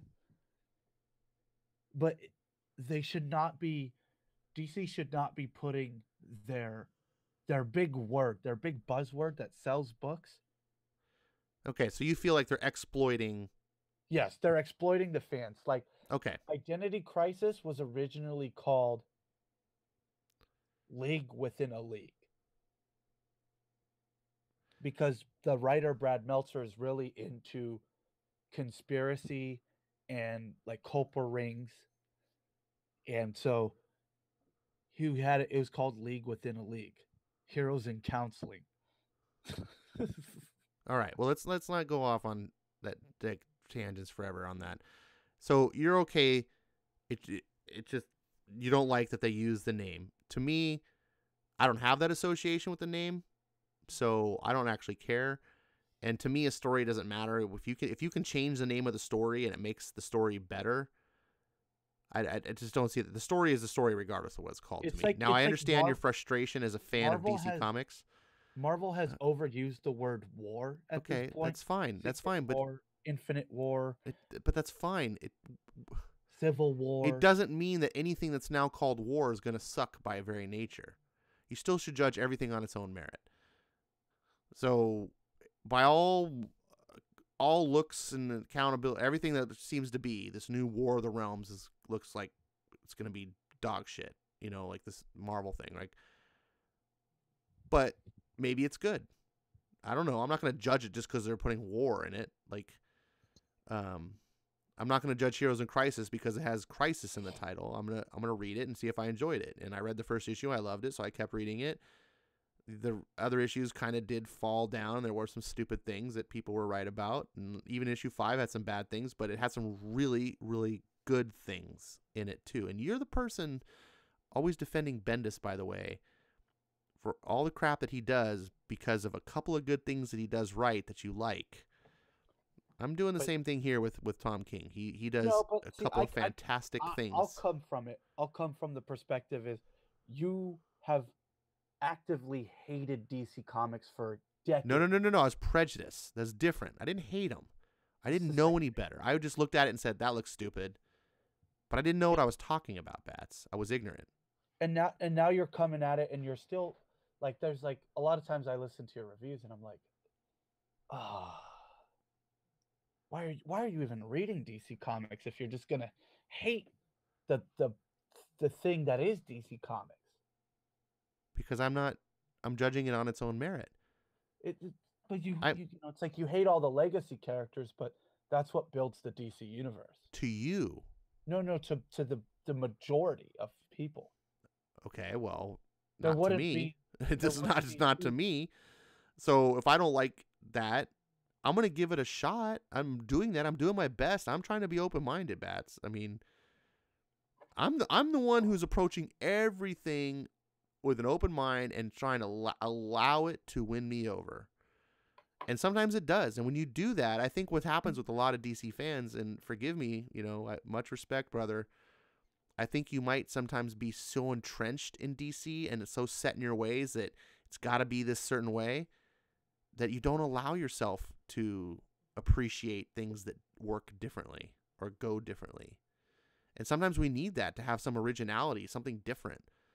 And one of the things I like about Heroes in Crisis, and I've said this multiple times in my reviews, is it's not forcing itself like in Batman or in whatever books you like. It's a separate miniseries that you can just not buy if you don't like it. Well, go look at Batman 64 then. Go look at Flash Annual #2. Go look at Green Arrow. But it's still the ramifications of the book are appearing, like Wally West, like Flash Annual #2 is an example. Flash Annual #2 deals with Wally West being dead. But it doesn't deal with how the story is told. It doesn't deal with all superheroes having PTSD. It doesn't deal with all these things that you don't want to read about. None of that's forced down your throat. You still read a Flash Annual and it feels like a Flash book. And it's good. We both gave Flash Annual a positive review, if I'm correct. Yes. Right? So that's what I'm saying when it crossover, is that it's not saying, oh, yeah, by the way, now we're going to read an issue of Flash where he does nothing but talk to the camera about his feelings because of Heroes in Crisis.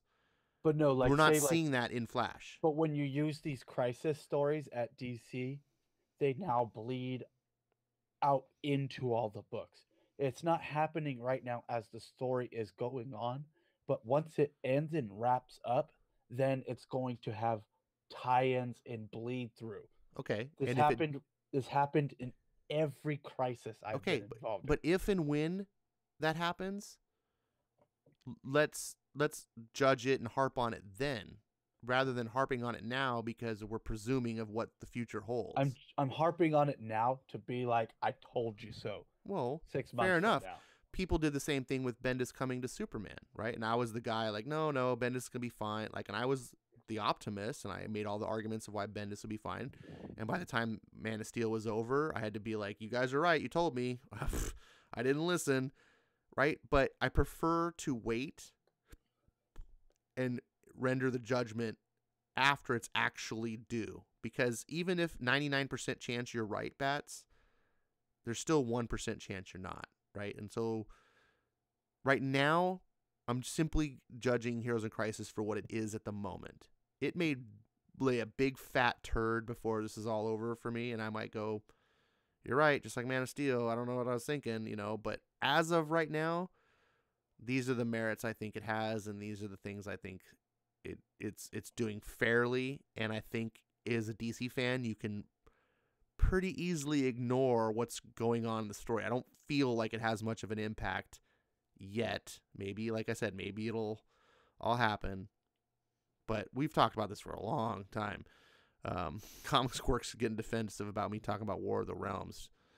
Jason Aaron has been setting this up since his first run on Thor. Every possible way to set something up has been. All right, buddy, I hope that one works out for you. I don't like what Marvel is doing with...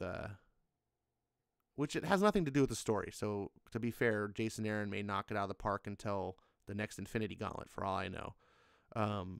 But what Marvel is doing with this War of the Realms to retailers and consumers makes me sick. Have you been hearing anything about this, Bats? I avoid Marvel on the most part because it just annoys me. So, like the normal thing that they do, they're having the multiple variant covers. But I know they're $6 books. They're $6 books, so they're $2 above the normal, and there's multiple variants. But then there's multiple variants on each book is different. So like there's X amount of variant covers on issue 1, and then there's like half as many on issue 2, and then issue 3 has no variants, but then issue 4 has got like 3 variants. And so I'm hearing some controversy on this because apparently what that's doing is it's causing retailers to not measure like how much they should be able to order like at screws up with their whole ordering process and being able to gauge how many books they can sell. The other thing is the way Marvel does that too is they were like, so say War of the Realms, whatever, #1, right? I don't know how they're formatting this, but they're like, oh, you have to buy whatever you bought for Thor #7, buy 150% of what you bought of Thor #7 to get this. And so say you bought the retailer bought 10 Thor #7s. Now they have to buy 15 just to get War of the Realms #1 in X amount of copies or some crap. Oh, well, let me touch on that real quick. So one of the things they're doing is they have a 300% order 300% order initiative, and apparently it's like, I think it's Avengers 11 if I recall correctly. If retailers order 300% of this book over their orders of Avengers 11, then they will get 25 God Wheels. What? Right. But no one knows what these God Wheels are.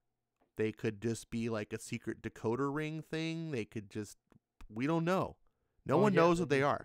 They They're sold not us a bunch of cosmic cubes one time, and they were like 2 inches cubic inches, right. and they were just plastic blue and white garbage. Yeah. This is when I hear this, I imagine in my brain like 2 little cardboard wheels like fixed together so you can like spin them and like match runes up to decode something. I don't know, but I'm like, who? And #1, they won't tell the retailers what it is. So the retailers got to order 300% of their orders of what Avengers 11 was, and then get these things that could just be junk. No one knows that they could sell. It's like Marvel's predatory practices on the retailers, which just travels down to buyers. It's like, this is where I go to like Comic Works, and I'm making fun of the book. And to be fair to him, like, sure, Jason Aaron may have this knockout story that he wants to tell, but he's still telling it through Marvel, who's like screwing the fans, right? So I'm just like, I want no part of this. If it turns out to be amazing, I'll read the trade paperback later, and I get this. I don't want any part of supporting Marvel doing this to fans, right? And if we buy these books, we're contributing to it. Mm-hmm.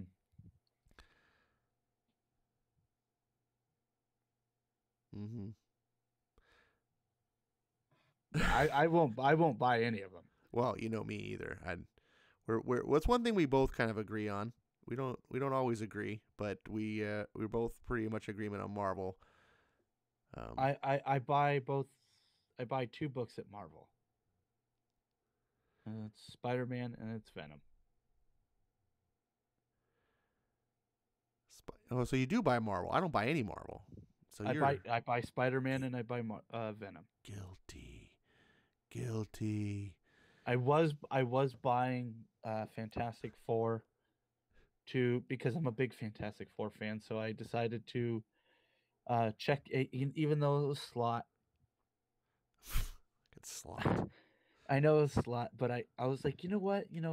Maybe some writers aren't just meant to write certain characters. Well, that's true. I do believe that. I do believe that. I was like, maybe he just is gonna do like a great Fantastic Four. And then I was like 4 issues in, and I was like, yeah, I'm okay. I'm square.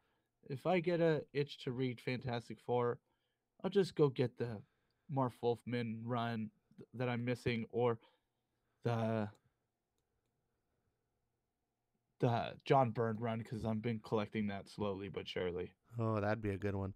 See, Fantastic Four is an interesting thing for me. Like, I don't like Fantastic Four as a comic book. Same way I never used to like DC as Superman as a comic book. For whatever, I like the characters. I think Fantastic Four is neat, but I have no desire to read the comic books. In the same way as Superman, I was like, I used to go, yeah, Superman's cool, love Superman. Oh, let's get Superman comic book. No, it looks dumb. I just never appreciated that. And like Fantastic Four and Superman both, I think, are very hard subject matter to tell a good story with. I think getting Superman right, getting Fantastic Four right is very difficult.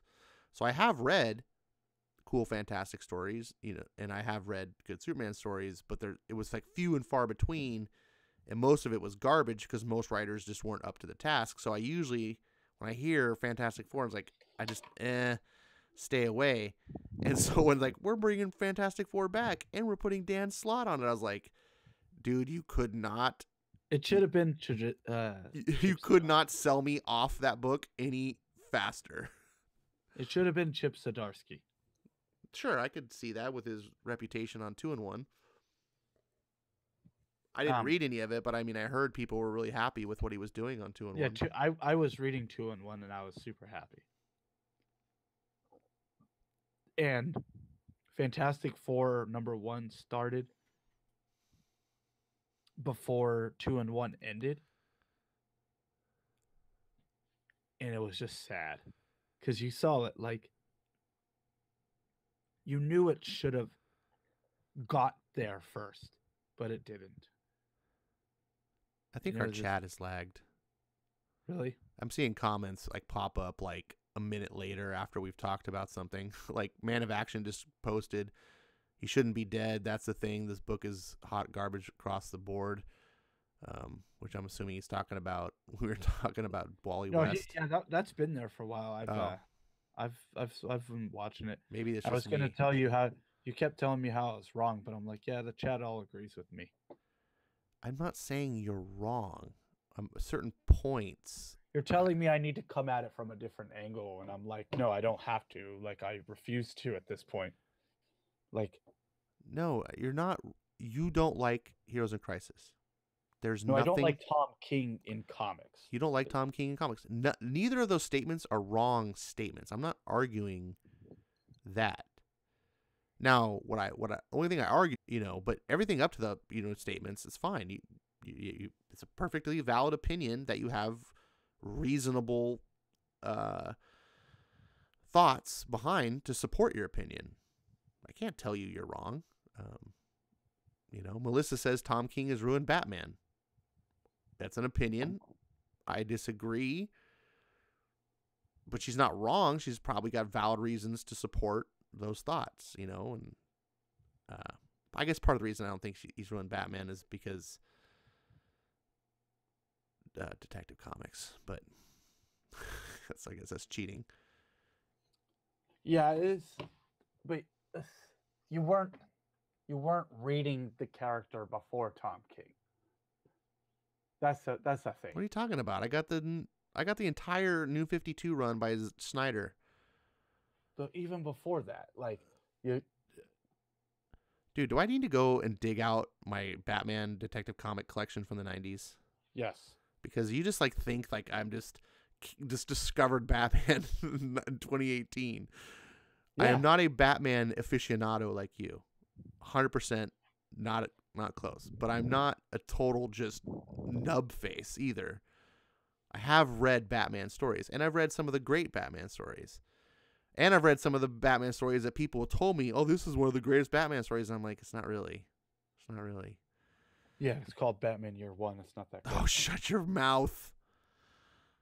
Now you're just looking for a fight. Speaking of Fantastic Four, I think you should read Mark Waid and Mike Wieringo's run, which is available. I don't read any Mark Waid anything.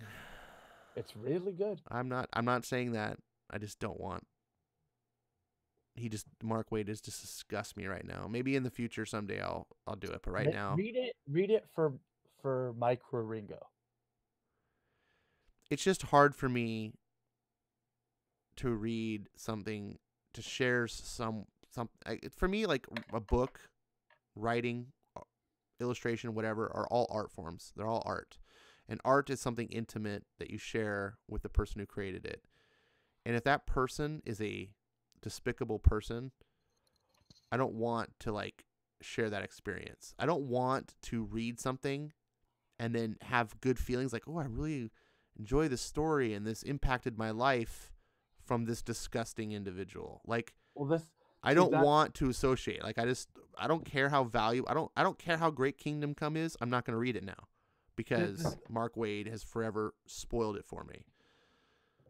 where like, I've read pretty much the majority of Ultimate Spider-Man.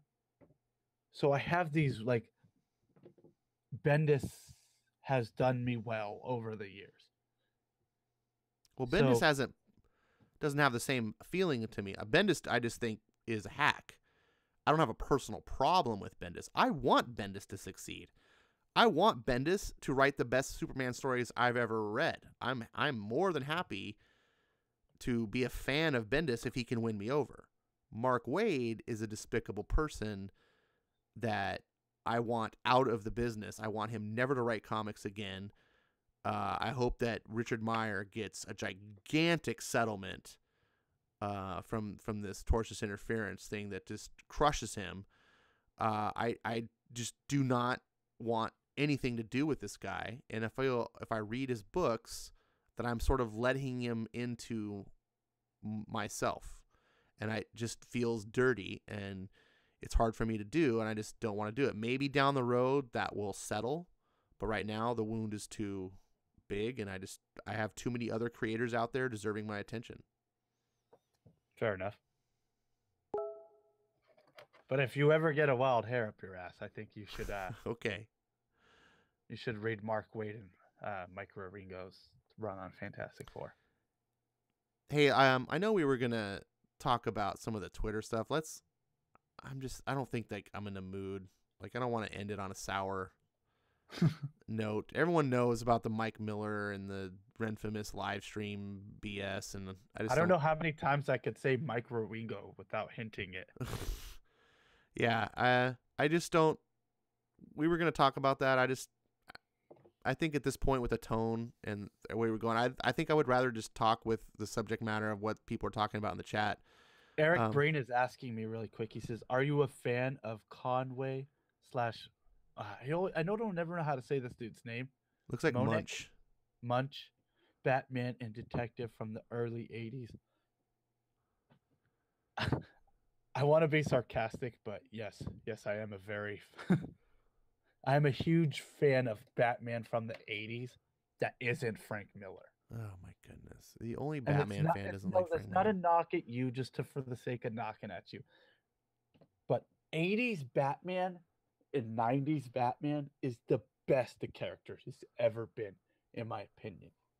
So yeah, I'm a big fan of 80s Batman. That's coincidentally when I was reading Batman. I need to, you know what I need to do, Bats? I need to go through that collection. I actually need to find. I haven't touched those Batman comics in however old they are, 30 years old. Like, literally, they have been sitting in a box for 30 years, unseen. You should prove that you've read Batman. Proof. 2018. So no, here's the thing. I don't remember like who the writer was, the artist was. I don't remember what I read. So it could have been, I don't know, it could have been Conway. I can't even answer who it was. Like, I'm curious to go back and look to see like who was it that I read, because I didn't know back then. I didn't care. It was just like, oh, this is a Batman comic. For me, Chuck Dixon, when I started in the late '90s, Chuck Dixon was the first name I recognized on a comic book. When you first start, you just don't even notice. You don't even care. You're just like, ooh, cool comics, right? And I started to notice. I was like, hey, this Chuck Dixon guy, he's writing Robin and Nightwing. I gotta tell you, the only Chuck Dixon I know that I read, that I'm aware, like, I'm sure I read more that I just didn't know was Chuck Dixon. But the Chuck Dixon I know that I read, at least I think, I might be actually making an idiot of myself at this moment. Aside from that Robin book that you had me read, which was really good, and I concede to you it was much better than I expected, was the Nightfall saga. He wrote all that, right? One of many. Okay, because I think Nightfall saga is way overrated. Like, I was just like, ooh. it was entertaining at points, but bloated, just overdrawn. The only thing was cool about it was better than the Death of Superman saga. But yeah, So you're gonna give me a hard time because they've just been re-releasing them. Oh, I know. I don't get it. 25th anniversary edition. I don't get it. I have 1, 2, 3, 4, 5, 6, 7, 8 of 9. 9 just came out, so I'm like, ooh. And I'm only in volume 2. And you're talking about Nightfall, right? Yes. Yeah, you showed me those books, and here's the thing: I'm not saying they're bad. I'm not trying to trash on them. I'm just saying I think they were overrated. I don't think that they're warranted, like, to look back on history and just be like, this is this great Batman. So I'm just like, I don't think that it was. I mean, it was neat because it introduced Bane, and you had Azrael, and you never saw Batman in this situation before, and so there was some originality. But from a writing standpoint, it wasn't that great a writing. Not like that Robin book. That Robin book was really well written. My only problem is I'm not a big Robin fan, so it was like you really had a bigger hurdle to overcome for me, but the writing was so strong that it did. Fair enough. Bats loves Chuck Dixon as much as I love Bendis on Superman, but he creams every time he hears the name. No. Bats loves Bendis Bats loves Chuck Dixon like you love your mom. Like, yeah, Bats would take a bullet for Chuck Dixon. You like Bendis because it's like you've never had a hamburger before and you went to McDonald's and you were like, oh my God, I love this. Like, and Bats and I are like, dude, you need to go to In-N-Out sometime. You're like, no, McDonald's is good. And you're like, okay, fine, but let's go to In-N-Out. We're trying to expose you. Have you ever do you listen to YouTube via headphone? Occasionally. Okay, so I listen to it a lot through headphone, right? And Tristan from Nerdist Newsstand, sometimes I have to turn her down.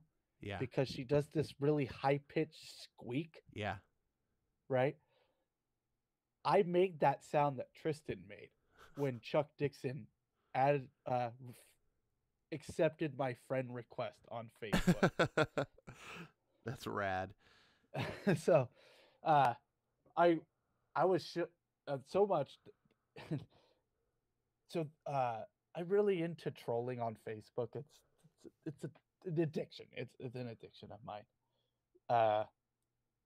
You'll I've been grow up trying one day. to stop. I've been trying to stop. But believe it or not, Chuck Dixon will chime in ever so often in these like Facebook shit shows that I cause. And every time I'm like, look, I show all my friends, I'm like, look. They're like, who's Chuck Dixon? And I like pull out long boxes and I'm just like, this is fucking Chuck Dixon. This whole box is his name.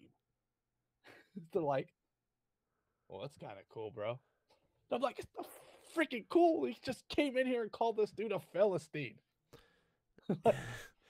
That is pretty rad. And I gotta say, and I'll talk to you more off air about this, but I would like to get more recommendations of Chuck Dixon because I did honestly like that Robin Year One. That sold me on him as just a pure writing skills. Okay, well, I mean, I was hoping you'd recommend something that also had subject matter. I do kind of want to read the Batgirl thing because I'm just really curious about her origin more. I mean, I know the basics of her origin, but I want to like experience a good storyline of it. But I also want to recognize some of the chats that were going. Guys, we're going to wind this down. So if there's anything you want us to talk about, get it in now. And we're just going to wind down with your guys' chats. Melissa says that Tom King ruined Batman. We already talked about that. But she mentions her reasons is that she killed Ivy and turned Batman into an atheist, which are fair things. And she makes a point about can you be an atheist in a world of magic, gods, and aliens, which I kind of agree with. If like you can't really be an atheist if you've literally met gods. I don't believe there's gods existing except for this one. Oh yeah, by the way, I kissed the daughter of Zeus. But God, her father doesn't really exist. Tom King's an idiot, but Well, I don't think. while simultaneously in a miniseries that's going on, while he's hanging out with Celtic gods, Yeah, simultaneously that Liam Sharp Wonder Woman Batman Brave and the Bold was coming out the same time as that storyline. yeah. So here's my thing on this. That yes, Tom King wrote that. However, that is an editorial fault for me. Like DC editors should have been What stop, Tom. editor? That is not how Batman like comics. When you're writing comics, especially DC comics, especially a character like Batman who's been around for 80 years, there is so much history, and a lot of these writers are expected to know 80 years of history. It's just not practical. And so they don't, and they really rely on the editors, and they get a gist of the character, and they write the character, and then the editor steps in where they kind of like go out of bounds. It's kind of like where me and Bats always just checking me. Think of Bats kind of like as my editor, and I'm sitting here talking about characters and like, oh, I think that, and Bats goes, stop, nope, you don't understand this one thing. Oh, okay, you know that's what's needed. And so when King goes out of bounds like that for me, I don't necessarily think there's a reason to hate him, or I think a lot of this can very well, and I don't know the facts. I don't know. Maybe he does. Maybe he just really hates Bat. I don't know. I don't want to assume though. So I'm going to give him the benefit of the doubt that he's just going off out of bounds erroneously without realizing because his editors all suck. Which doesn't necessarily make anything better. They all work for DC, so in the end of the day, it's all DC's fault. Melissa says her personal favorite is the Batman Nightfall. I love Bane. I love Bane too, and that's the best thing about Nightfall to me is the Bane. I just thought the story itself was a little overrated. Comics Quirk says I branched out reading Superman since you guys told me to. I read Tomasi's first volume, Earth 1 volumes 1, 2, and 3, and Oz Effect, and still a big fan of Bendis. Well, you only read Tomasi's first volume, and you read all these other. Just read Tomasi's Superman, just all of it. I say go read John Byrne's Man of Steel, and get back to me. John Byrne's Man of Steel. Yeah, that one time where DC pulled the big guy from Marvel who's been there for years. Oh yeah. I'm sitting and then here. was like, I know exactly what you're talking about. Superman. Yeah. Remember that one time where DC was like, when they were like, Bendis is writing Superman, he's gonna be doing Man of Steel. It's like, wait, I've heard this story before. Yeah. No. Here, I'm gonna transition here. I'm showing you my desktop.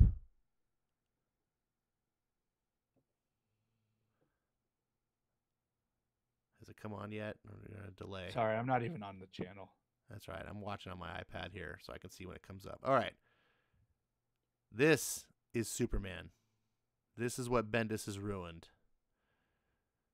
Once you read this series and you understand the Superman dynamic, and I would actually go one step further, is read the last stories of the New 52. Dan Jurgens stuff. The Superman in New 52 that ends and then connects into this, because that's the real death of Superman story, not the stupid doomsday nonsense. It's an epic death of Superman story, and it explains who this Superman is and why he assumes the role of because Superman's dead in this world. Like, this is not the Superman of this world. And that's a fascinating story, and this love story between Superman and Lois and their son John and their adorable dog. Then you will start to see what Bendis is doing wrong, in my opinion, hopefully. Or maybe you won't. Maybe you'll be a Bendis. Bendis got a lot of fans. You're not alone. Let's see. Eric Eric Breen Brain. says Airboy. It's been one of those books that's been, hey, this looks cool, and then you never read it. That's one of those books for me. Okay, so I'm assuming he was saying Airboy when I was asking for. Is that a Chuck Dixon book? When I was asking for suggestions, he's shouting it out for something. I believe it is. Okay, I'll have to make a mental note of that. Airboy, read Airboy. Here's a suggestion, Airboy. Eric, I'm loud and clear. I'm gonna try to do some research into that. And if it's a ComiXology book, maybe it'll be one of our reads. Sergeant Bat says, no, I'm just kidding. Quirk says, Batman shakes Zeus's hand. I don't think you're a god. Yeah, that was when we were talking about that. Eric Breen, if Bats is your editor, does he take you out for milkshakes? I wish. Why don't you take me out for milkshakes, Bats? Because you're not a cute redhead. Oh, snap. Are you sure about that? Are you sure about that? Yes. Bendis is going to pull a one more day and ruin the marriage. Dude, gonna? I don't think you gonna. He's already has. Well, apparently to your boy Tom King, none of the Bendis things that have happened in his Superman story that he's telling in the PTS story. Well, good. I hope that we all have a story and that the Bendis run was just a dream. And according to Lois, she's very much in love. Yes, that's the way it should be. You need to watch my review of the Heroes in Crisis #5. Even though it'll probably give you PSD from reading the book, and you'll be like, Tom traumatized. King's giving me PTSD. I know, that's what I'm saying. I'm gonna tweet that right now to him. So bad. Dixon wrote Airboy for Eclipse back in the 80s. It is available in 3 trades. Yeah. All right, that might be hard to get, but we'll see. Not at my comic shop. If you guys want to read the perfect short series, check out The Last Siege at Image. Great story. One of the most underrated of last year. All right. Well, we got some stuff to look into. Bats is not much of an indie guy, I don't think. Okay. Well, I mean, like non-superhero indie. Am I wrong? I'm not. Yes. Okay. We haven't talked about it, so. Okay. Yeah. Okay. You just don't seem like when I pick up indies, I pick up weird shit. I read a lot of self-publishing stuff that no one's ever really heard of. So when people are like, "I'm really into indie comics," I'm like, "Oh, really? What do you like?" And then they start naming off like Image, and I'm like, "It's not really indie." Teenage Mutant Ninja Turtles. Yeah, it's like it hasn't been indie since the 80s. Like I don't know if you caught my Pedro and Me. Like, oh, if I don't want action, I'd read Pedro and Me. I don't know if you know what that is. Nope. You know who Judd Winnick is? Nope. Maybe I do. I don't know.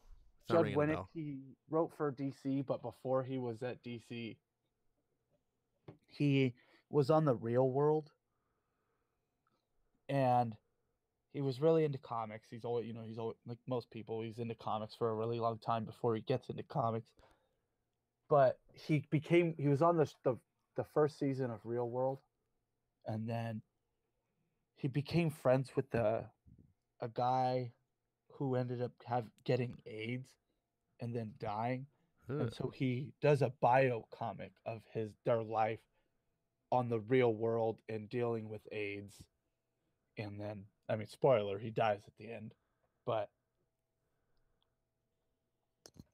that's what the book is. It's like, it's freaking dramatic. And like, when I finished reading it, I was crying. Because just the way it was like, it's so personal and so like, you really get immersed into it. And then I messaged Judd Winnick online, and I was like, man, that book was amazing.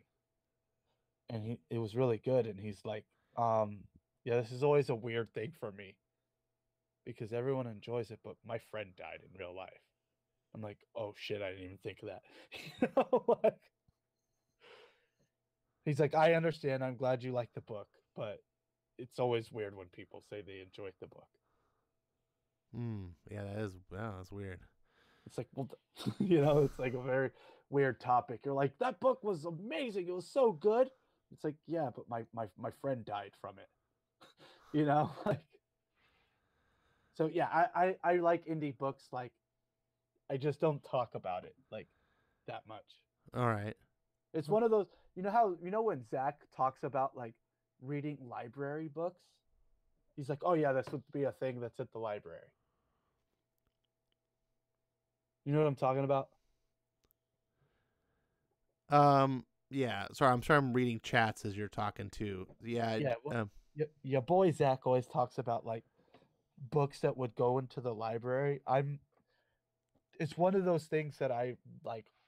I'm like, Zach, talk about those library books, but no one wants to hear about your, comic about a guy who dies of AIDS. I want to get. Speaking of Zach, he's got a couple of books out. People don't know this. Well, some people know this. Most people don't know that our boy Zach, the artist formerly known as Diversity in Comics, aka Richard C. Meyer, aka Comics Matter with your boy Zach and Luna. Ugh, stupid name. He's got a couple of books out. Like Jawbreakers is not his first dealio. He's got several books that are available. One of them is one that I really want to get a hold of. It's called No War, but is it called No War but Peace? No Enemy but Peace. I think it's called No Enemy but Peace. That's a true story, and he wasn't even trying to tell like a comic book story. He was trying to tell a true story about this vet. But it sounds really powerful. And of course he got shit on by CBR and other shills.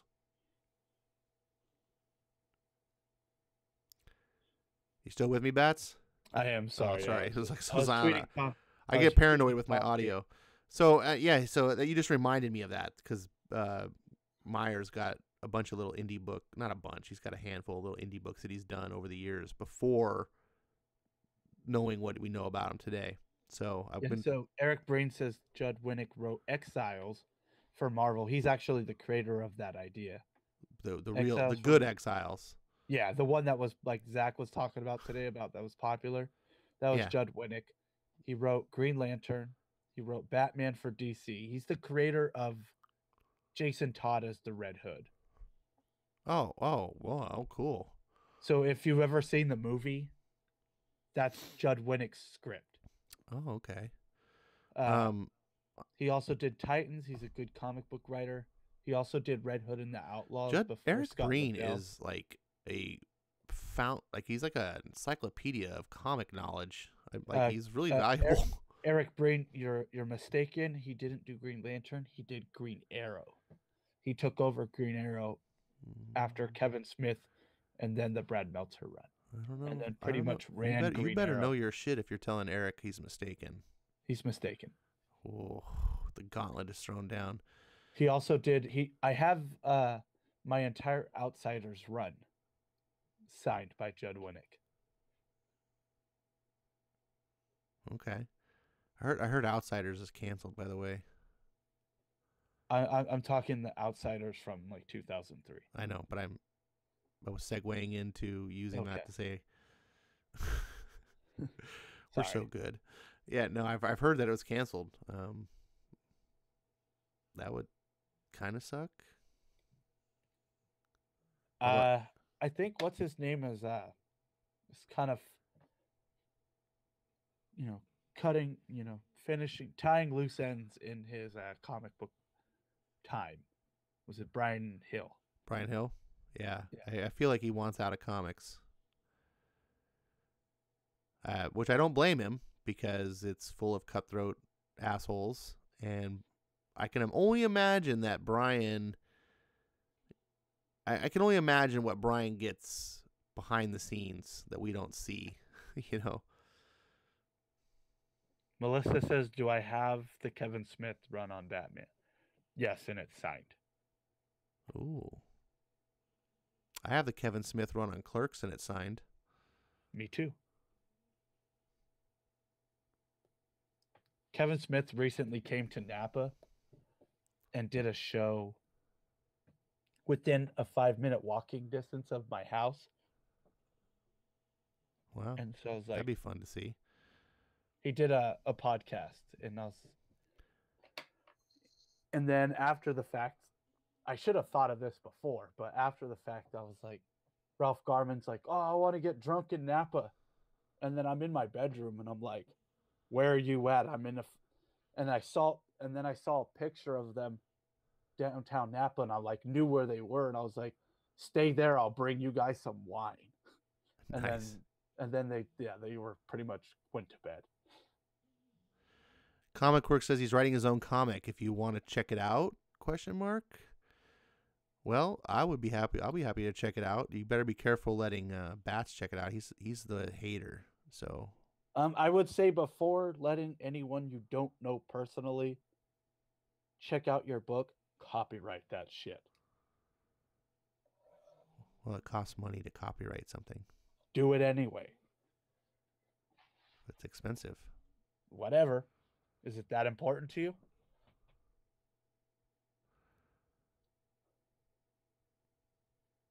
It should be. You know, you're say Comics Quirk is writing the dopest comic, and you know, we might not just be the only two people he, you know, hey, check out what I'm writing, and then someone goes, hey, this is really good, and then yanks it from him. The thing about copyright, and I'm not a lawyer, so take that with a grain of salt. The thing about copyright, is my understanding is, most people don't actually go through the process of copyrighting their material, because once you put it out in the public, copyright is assumed. So like if you just go make a comic, right, and you publish it and print it and sell it, like you just declare that it's copyright you, and it's like your ownership, and now there's a physical representation that you put it out to the world, and there's proof. So there's no reason to like go to the government and get registration, right? So that is free. It doesn't cost you anything. Like, you know, Richard Meyer can make Jawbreakers, publish it, boom, it's instantly copyrighted. But if he doesn't want to publish it right away or whatever, but he wants to copyright the characters, then you got to spend money to register and do all this stuff. And most people don't do that because, right, you know, it costs money, and it's not money you want to spend. That's how Ethan pretty much took the copyright of the name Comicsgate, because he was making money from monetized video with the word Comicsgate. Right. Well, Ethan declares copyright. He still could fight it in court. I don't know if he'd win, honestly. I think that he just got Vox Day to back down, because I don't think Vox Day wanted to fight over it and spend money in court. Because as we can see from this Wade nonsense, with Richard Meyer and Wade, like they're both crowdfunding to try to pay for court fees, because it's expensive to fight a legal battle. And so most people just rather not do it. Winnick wrote Green Lantern from 129 through 154 or 5, says Eric Breen. Oh, goodness gracious. I think you have been owned. He Googled that shit. It doesn't matter how he gets it. He owned you, son. He owned me. Finish him. Comics Quirk says, I've only let my girlfriend and 2 friends read it. I'm in college, so getting feedback is good. Yep, it definitely is. If you can have some sort of way of, like, you know, just documenting that it's yours, your idea, so that, you know, you could prove it in court should someone try to plagiarize your idea. That's what you just need to do. But I would be happy to, obviously. You don't know me other than I am, but I'm trustworthy, wouldn't you say, Bats? Sure. Bats is totally not trustworthy. Just kidding. No, Bats a good guy. It's up to you. It's up to you. I honestly, I used to be very much into board gaming while I had other hobbies while I was away from comics, and board gaming was one of my things. and board game design, all this stuff. And a lot of people would be all uppity about like, oh, should we get it, copyrighted? Oh, someone steals my idea. And it's like, look, just no one steals ideas, really. Like, if someone's going to steal your idea, they're going to hire you, right? Like if your comic book idea is like that badass and everything, they're just going to say, "Hey, write our comic books. We'll pay you money." That's my opinion. The same with like the board games. So someone's like, "Oh my god, this is the most amazing board game I've ever designed. We're going to copy and steal it." No, they're just going to pay you money and publish it. Because it takes a while to do those things. You can't just instantly recreate it. Plus, you can only plagiarize once, right? But if someone's a talent, you can mine that over and over. So if you come up with a great comic book idea and a story, and someone tries to lift that story, it's just better to use the original. That's my opinion. So with that, we'll wrap this up. It's at the 3-hour mark. I've probably kept Bats past his little bedtime. He's got to get his beauty rest. Mm-hmm. Thanks, Bats, for doing another show with me, as always. And thank you guys in the chat. So next week is Birthright, right? Birthright, that is correct. I'll do a thing. So, Eric Breen, since you seem to be really, really into comics, if you use ComiXology, I recommend you reading that with us so you can converse with us next week in episode 5. Yeah, I'm looking forward to one of our audience like actually joining in. I want to see which one of them will be first. I don't know who it'll be. When we would do I think all of y'all should get ComiXology for $5.99 a month. It's totally worth it. Like, instead of like reading Twitter and arguing with people while you take a dump, read a comic. That is the best we got to get ComiXology to sponsor this. Instead of reading Twitter and taking a dump, read ComiXology. All right. Thank you guys so much. Eric Breen, Comics Course, Melissa Harris. Who else do we miss? Telehim, he's gone a long time ago. Everyone we missed, I apologize. Thanks for coming to our show. Thanks for putting up with us for so long as we always go over. Thanks for putting up with our technological mishaps. And I hope to see you again next Wednesday. Same Ash time. Same bat channel. We did that backwards, but oh my goodness.